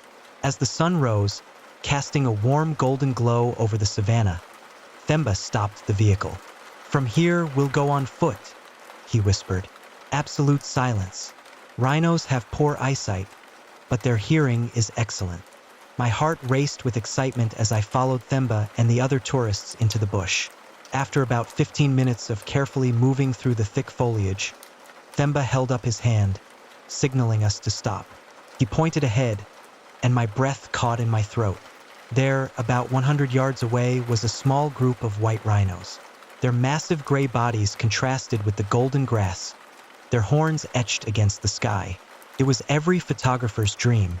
I raised my camera, adjusting the settings with trembling hands. Just as I was about to snap the picture, a sharp crack echoed across the plain. It sounded like a gunshot. The rhinos bolted, vanishing into the bush with surprising speed for creatures of their size. Themba's face had gone pale.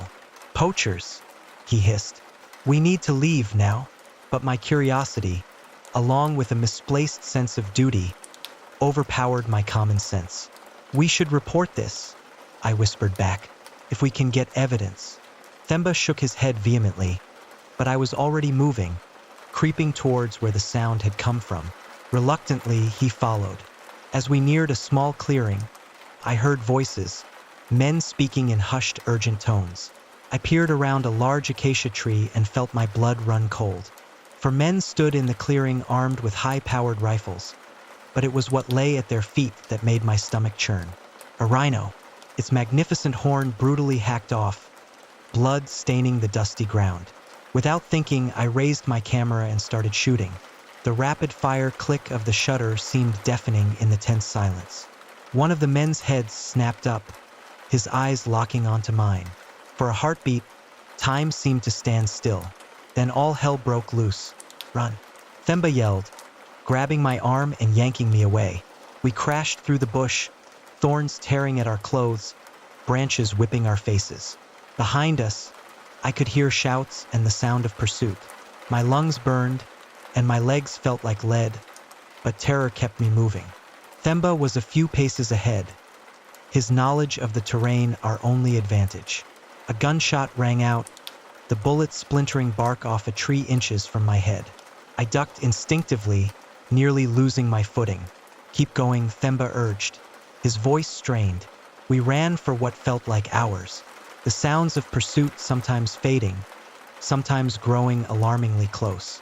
As darkness fell, the bush became a maze of shadows, every sound amplified by our fear. Finally, Themba pulled me into a small cave formed by an overhanging rock. We crouched there, our breathing ragged, straining to hear any sign of the poachers. What do we do now? I whispered, once I had caught my breath. Themba's face was grim in the dim light. We wait. The park rangers will be looking for us by now.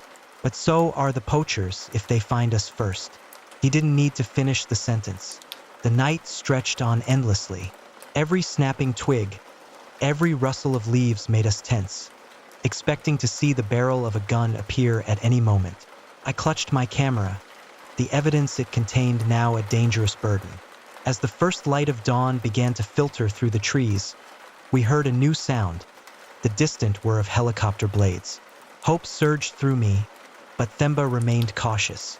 Could be a park ranger chopper, he whispered, or it could be the poacher's buyers coming to collect the horn. We can't risk moving until we're sure. So we waited, the sound growing louder, then fading, then returning. It was maddening not knowing if it heralded rescue or doom. Suddenly, a voice crackled through a megaphone, barely audible but unmistakably speaking English. This is Kruger Park Rangers. If you can hear this, signal your location. Relief flooded through me, but Themba held me back. Wait, he cautioned. Could be a trick. But as the voice repeated the message, and this time mentioning my name and Themba's, we knew it was genuine. We stumbled out of our hiding place, waving our arms frantically. The helicopter spotted us quickly, landing in a nearby clearing. As rangers poured out, rifles at the ready, scanning the area for threats, I felt my knees go weak. It was over. We were safe. The debriefing at park headquarters was intense. I handed over my camera. The photos I had taken now crucial evidence in the fight against poaching. The park director, a stern-faced woman named Miriam, looked at me with a mixture of admiration and exasperation. You took an incredibly foolish risk, she said, her tone softening slightly. But these photos, they could make a real difference. We've suspected for some time that there was a large-scale poaching operation in the park, but we've never had solid evidence until now. In the days that followed, as I gave statements to police and park officials, the full scope of what I had stumbled upon became clear. The poachers were part of a sophisticated international syndicate, with connections reaching into high levels of government and business. My photos, along with Themba's testimony, provided the missing link the authorities needed to launch a major operation. Within weeks, arrests were made, not just of the poachers we had seen, but of corrupt officials and wealthy buyers as well. As for me, I found myself thrust into the spotlight, hailed as a hero by conservation groups. Journalists wanted interviews. Documentary filmmakers sought my story. It was overwhelming and, if I'm honest, a little frightening. The poaching syndicate had long arms, and there was always the nagging fear of retaliation. But more than that, I struggled with the knowledge of what my actions had set in motion. Yes, dangerous criminals had been caught, and perhaps some rhinos would be saved. But I also knew that for every poacher arrested, there were desperate people waiting to take their place, driven by poverty and lack of opportunity. The experience changed me profoundly. I couldn't go back to being just an amateur photographer, not after what I'd seen. I began working with wildlife conservation groups, using my images to raise awareness about the devastating impact of poaching. I returned to Kruger a year later, this time as part of an anti-poaching education initiative. The park felt different now. Still beautiful, still wild, but there was an undercurrent of vulnerability I hadn't noticed before. Themba had been promoted to head ranger, his bravery and quick thinking during our ordeal recognized by park management. When we reunited, there was an unspoken bond between us, one that had been forged in the terrifying hours of flight and hiding. As we stood there, watching the sun dip below the horizon, a family of rhinos peacefully grazing in the distance, Themba turned to me with a smile. "You know," he said, "most people come to Africa to shoot animals with their cameras. You managed to shoot down an entire poaching ring." I chuckled, but it was a hollow laugh, weighed down by everything we had witnessed. My camera dangled at my side, a constant reminder of the power and responsibility that comes with bearing witness. The African bush stretched before us, a beautiful yet dangerous world, where vibrant life coexists with an ever-present threat of death. I raised my camera, focusing on the rhinos, admiring their ancient silhouettes against the deepening sky. As I clicked the shutter, the familiar sound of the camera seemed to carry a deeper significance. Each photo was no longer just a picture. It was a testament, a call to action, a reminder of the stakes in the fight to protect the wild places and creatures of our world.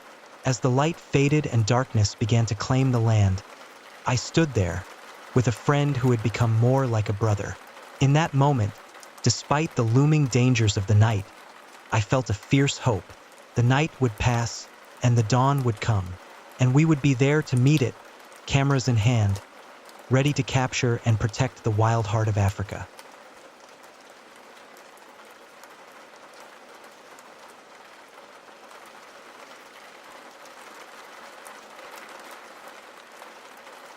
Here's the rewritten version.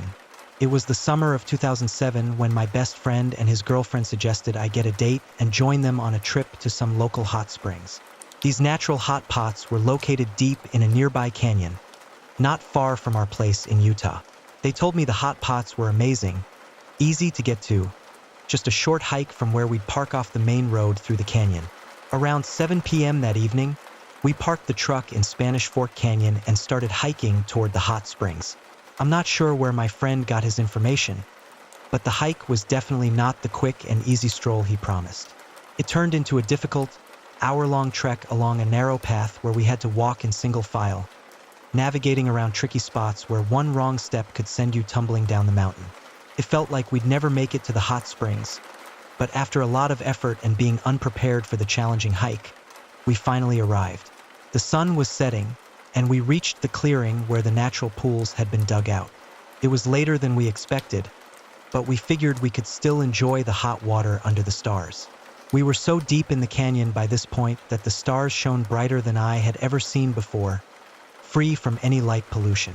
We had been soaking for about 30 minutes, laughing and telling jokes with the whole place to ourselves. The only light came from the stars, and the only sound was our voices. Felt incredibly quiet, almost eerie. Suddenly, we started hearing twigs snapping in the direction we'd come from. The only way in or out was the narrow trail we hiked in on, so whoever was coming down must have been headed for the pools. We could barely make out a figure in the dark, someone holding a flashlight, coming toward us. Until then, I'd been in a great mood, but the arrival of this stranger took us all by surprise. I tried to break the tension, partly out of nervousness and partly to be friendly. "Hey, you here to join the party?" I called out, hoping to ease the awkwardness. There was no response. The person just kept walking toward us without saying a word. Instantly, I felt something was off. Alarm bells were going off in my head. I tried to shake it off and made a joke to my friends about how weird the guy was for not responding. But now we were all on edge. As the person got closer, we could make out more details. He was definitely a man, tall and above average size, dressed entirely in black. He was wearing a hoodie and long pants in the middle of a summer evening in Utah. Who does that? We also noticed he had a black backpack. He got closer to the clearing and turned off his flashlight. He walked right past all the other hot pots, several of which were scattered around the clearing, and instead he came straight toward ours. He sat down about 6 feet away from where we were soaking. My friend, who had a lantern, jumped up, grabbed it, and turned it on. "Wait, what was that guy doing before we turned the lantern on?" someone asked. It looked like he'd been rummaging through his bag, but none of us had been able to tell for sure. One of us finally said something to him. Once again, no response. My friend temporarily turns off the lantern. I assume it's because the battery is low and he doesn't want to wear it out. But once the light is out, the stranger in black unzips his backpack again and starts frantically looking through it again. My friend immediately turns the lantern back on. The stranger quickly stops and zips the backpack back up, acting like nothing is happening. My friend notices that the stranger appears to be Hispanic, and so he greets him in Spanish. This clearly takes the stranger off guard, and he mumbles a response. My friend asks how he's doing. What is he up to tonight? Did he come for a swim? At least that's what I assume from his tone. I don't speak Spanish, so I don't know exactly what the stranger's responses were, but they were very brief and not friendly. After asking a few more questions to the guy, my friend turns to me and our dates in the pool and says very quietly, but dead serious, "We need to go right now." Immediately, we start getting out of the pool and drying off with our towels. The stranger asks my friend a question in Spanish, something like, "Oh, where are you guys going so quickly?" And I surmise my friend is playing it off very calmly, and like it's no big deal. Again, he turns to us as we're getting our things together and putting on our shoes, maybe not going as fast as we could. "We do not have time. Grab your stuff.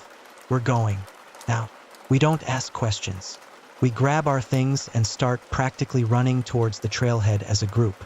As we look back, we see the stranger in black getting his things together, getting up, and starting to follow us. At this point, there is no illusion of what is happening. This guy has bad intentions and is chasing after us on this narrow trail back to our vehicle. We know we've got an hour or more ahead of us until we're back to the safety of our vehicle, and we don't have anything to defend ourselves with at all. We are still wet. We got a head start on him, which was a big help. I took the lantern and took the lead of the group. We got into a single file line and locked hands with each other, knowing that we needed to keep moving as fast as we could, but not too fast or we could literally fall to our deaths. The girls were behind me with my friend at the back, who was giving us updates as to where the stranger in black was and telling us to move faster. He picked up the biggest, sharpest rock he could find and was prepared to attack this guy if he had to. I'm sure you can imagine the emotions that were running through all of us at that time. The girls are sobbing, trying to keep pace with me up front. I am yelling back to them, "Watch out for this, watch out for that," as we are making our way in the darkness as fast as we can. I am telling myself to stay calm so I don't scare the girls any more than they already are, while also feeling an overwhelming sense of dread that I don't want to die so young. I am only 19. After what feels like an eternity, we finally see the main canyon road and our truck. We all run towards it as my friend unlocks it, and we all get inside. We are all in shock at this point and just start shaking uncontrollably.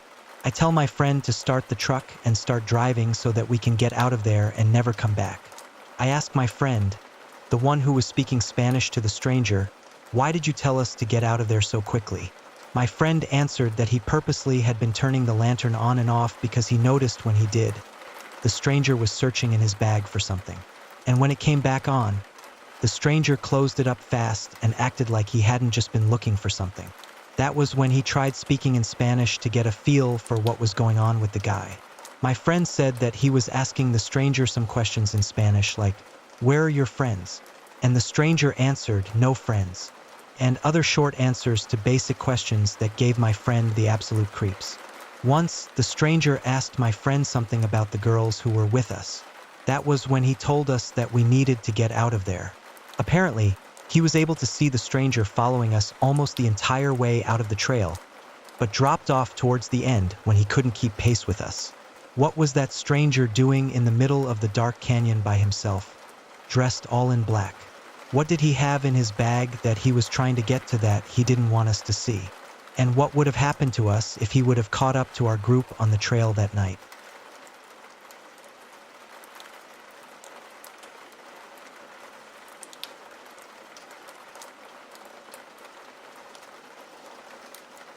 I was 12 years old, and it was the summer between grade 6 and grade 7.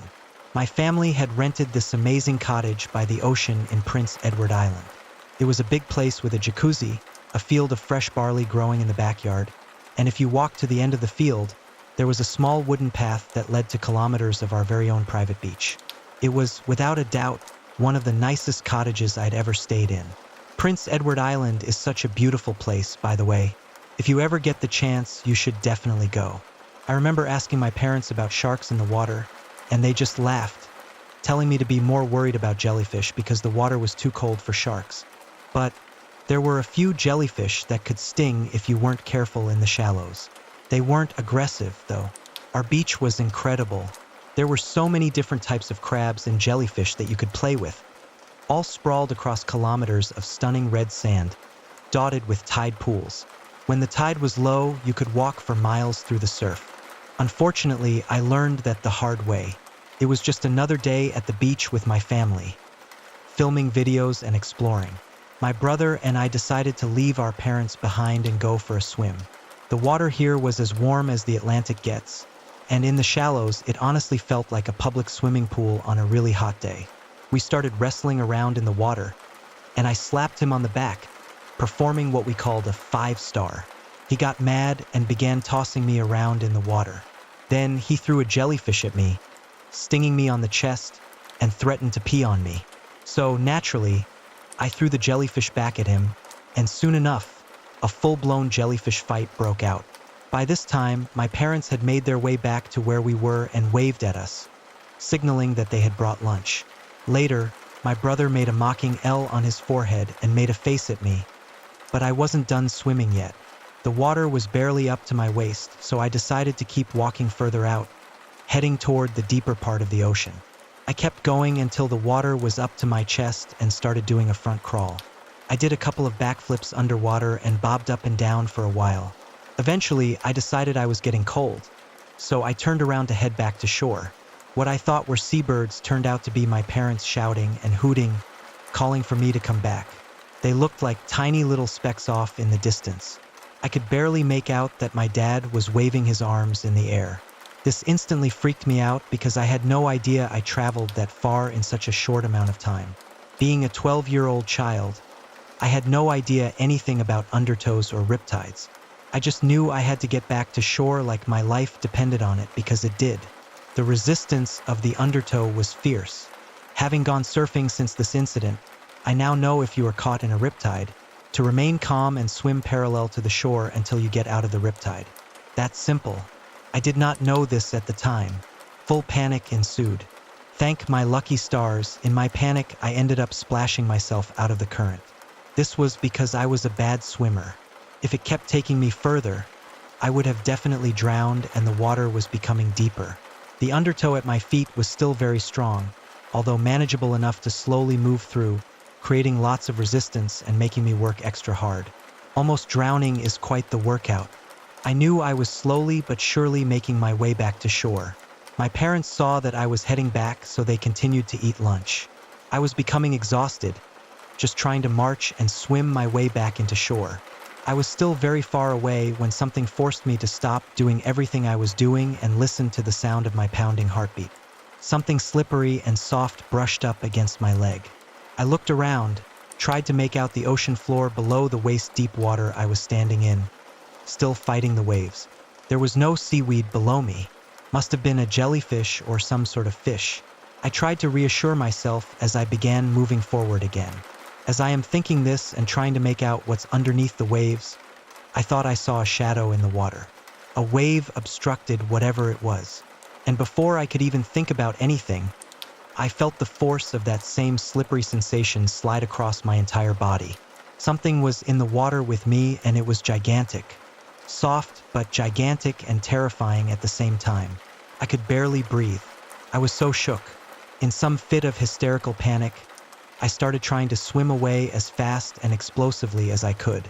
First, front crawl, but switched to a backstroke to see behind me before I pretty much had an asthma attack and was forced to stop. I could barely breathe properly and was shaking with fear. I remembered in school that sharks have a sort of ESP and can sense fear. They respond to panicking humans like they are wounded prey. I kept scanning all around me. I could barely see anything through the waves until the sun poked out. Inside a particularly big wave was a giant, black 10 to 12 foot long sea monster. It swam diagonally in my direction so fast. It was like it almost vanished into thin air. I was still far from the shore. I decided to slowly walk 1 foot at a time, planting my feet and fighting the undertow. I was still in waist-deep water. I remembered on Shark Week that sharks can swim at 40 kilometers and most shark attacks occur in waist-deep water. I thought a wave looked like a shark fin, and I immediately shifted position to face my demise. Then I noticed, in this level of fear, almost every wave looks like a shark fin. As I looked around frantically, the sun went behind another cloud, removing the glare. And I swear, about 10 feet away from me was a dark shadow twice my size. I froze as it disappeared out of sight again.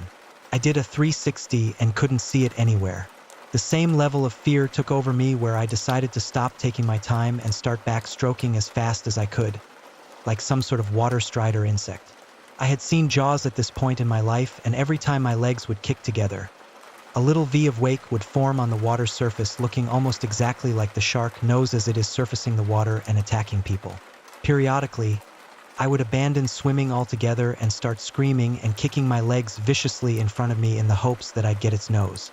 I wasn't even sure if it was around me anymore in hindsight. At that moment, I was certain that a shark was about to bite my balls off any second. My heel kept brushing against something, and I realized I was scraping bottom. The water had gotten down to my knees. I immediately stood up and bolted toward the shore as fast as I could. When I finally got out of the water, I kissed the sand in relief. My parents immediately started scolding me about how far out I had gone, lecturing me about riptides and other dangers. Great, I thought, now they tell me. I was shivering, shaking, and completely drained, both physically and emotionally. I just zoned out and stayed silent while they gave me an earful. I didn't tell them or my brother what had happened. My brother could be a real jerk, and I knew they wouldn't believe me. I could already hear the excuses in my head. Asterisk, there are no sharks in these waters. It must have been seaweed. You're just overreacting. Asterisk. To save myself the trouble, I just kept quiet, ate my lunch, drank some juice, and made a mental note to go back to the cottage afterward. Sharks hardly ever attack humans. If they did, people wouldn't swim, right? Beaches in Florida would be filled with blood and surfers would be massacred. Plus, big sharks are even rarer in Prince Edward Island. That's the truth. My parents had reassured me the whole way down, and even once we arrived at the cottage, telling me that you'd never find sharks in the Maritimes because the water is too cold. Any sharks you might see would be small and only in the Gulf or very shallow bays. But then, a few days later, while we were driving to another beach, the radio DJ announced the discovery of the largest white shark ever recorded. A female just over 6 meters long, caught in the Gulf of St. Lawrence off the coast of Prince Edward Island. I decided to skip swimming that day and just catch some sun instead.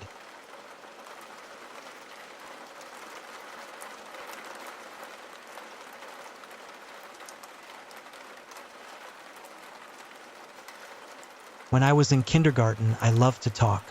If anyone had a question for me, I'd happily give them way more information than they probably wanted.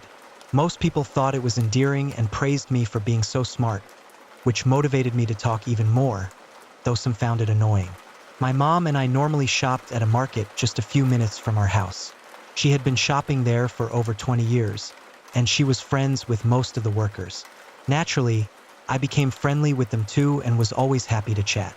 Whenever my mom got caught up talking to someone, I'd wander around the aisles as kids do, exploring things to keep myself entertained. My mom would keep an eye on me to make sure I didn't go too far, but if she was distracted, one of the employees would usually be around to guide me back. One day, however, we went to a different market, one I didn't remember being to before, and we didn't return there for nearly a decade. As we walked through the aisles, my mom ran into an old friend. They started chatting, and I, not realizing I was no longer surrounded by a store full of adults keeping an eye on me, wandered off. I spotted a colorful display, maybe flowers or balloons, and went to check it out. When I was done, I turned to head back to my mom and realized she wasn't there anymore. That had never happened before. I stood there for a moment, looking around, but my mom was nowhere to be seen. The store was near the registers, so there were a lot of people around, which, in hindsight, I'm grateful for. Then an employee approached me. He was a bit older than my sister, who was around 12 or 13, and younger than my dad, who was in his mid-40s. I would say he was probably in his early to mid-20s if I remember correctly. "Hi there," he said sweetly, using the kind tone adults use when speaking to kids. I cheerfully replied, "Hello," and took a small step closer. "Are you looking for your mom?" he asked. I nodded and explained, "I last saw her talking to a friend, and I usually can find her easily when I wander off, so I'm not sure where she went." He asked, "Does she leave you alone often?" And I responded, "Not really. My sister is usually with me if my mom isn't. She's really mature for her age, so if my mom has to step away, I know I'll be fine." I also mentioned that my mom never really left us alone in public, only at home if she had to run an errand, and only for a short time, like the length of a Pokemon episode or something. My dad was at work a lot and didn't usually come home until late. Then he asked, "Where do you live?" And, wouldn't you know it, I had just learned my address in school. We had a class trip to the mailbox to send letters, so I was now able to say my address and even write it out. I was excited to share, so I said, "I know it." He encouraged me. "Tell me." I was so naive at this age. Looking back, I feel embarrassed at how easily I gave him so much information. I was also diagnosed with color blindness 2 years later, which probably explained why I was blind to the red flags in the conversation. I wasn't aware of the danger, as I was too focused on how much this grown man seemed interested in my life. He asked, "Where do you go to school? Who picks you up?" I answered, "I go to the local elementary school, but I don't know the address. I just know what street it's on because I wait outside for my mom or the daycare sitter depending on the day. I see the street sign a lot because I wait a while for them to pick me up." He then shifted the topic to animals. "Do you like animals? Like puppies?" I replied, "Dogs scare me, cats scare me, pigeons scare me, fish scare me, flies scare me. But you know what doesn't scare me? Turtles. I have 5 turtles." We continued talking, and I went on about how my neighbor's dogs bark a lot, but they were always behind a gate, so they didn't scare me too much. I was still chattering away, but inside, I was getting more and more anxious. Not because I was uncomfortable talking to this stranger, but because I had skipped lunch that day just to get my mom to buy me a bagel from the store next door.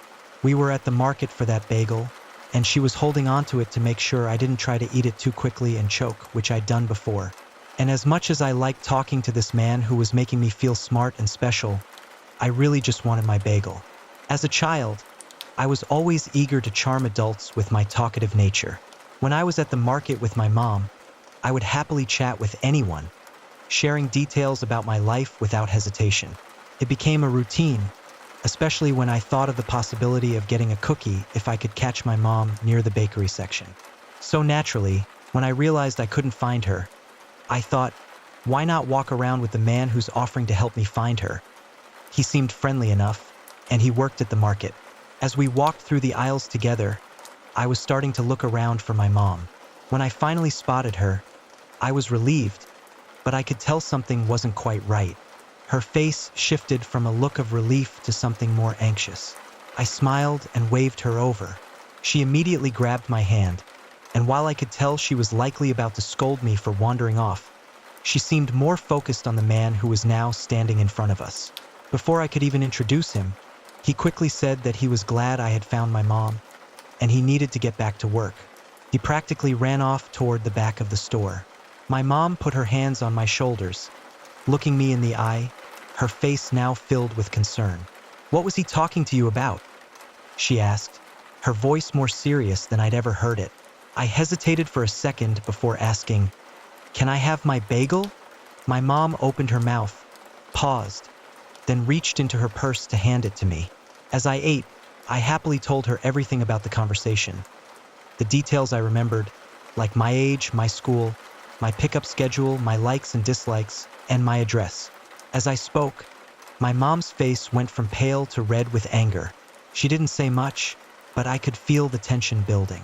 She took me over to the manager, and I vaguely remember the conversation. What I do remember clearly was getting a cookie shaped like a watermelon, which at the time was far more important to me than whatever was being discussed. I don't remember the police being called, but I do remember my mom telling me that I wasn't allowed to wander the store like that anymore. She said I wasn't to talk to any strangers unless she was with me, even if they worked at the store.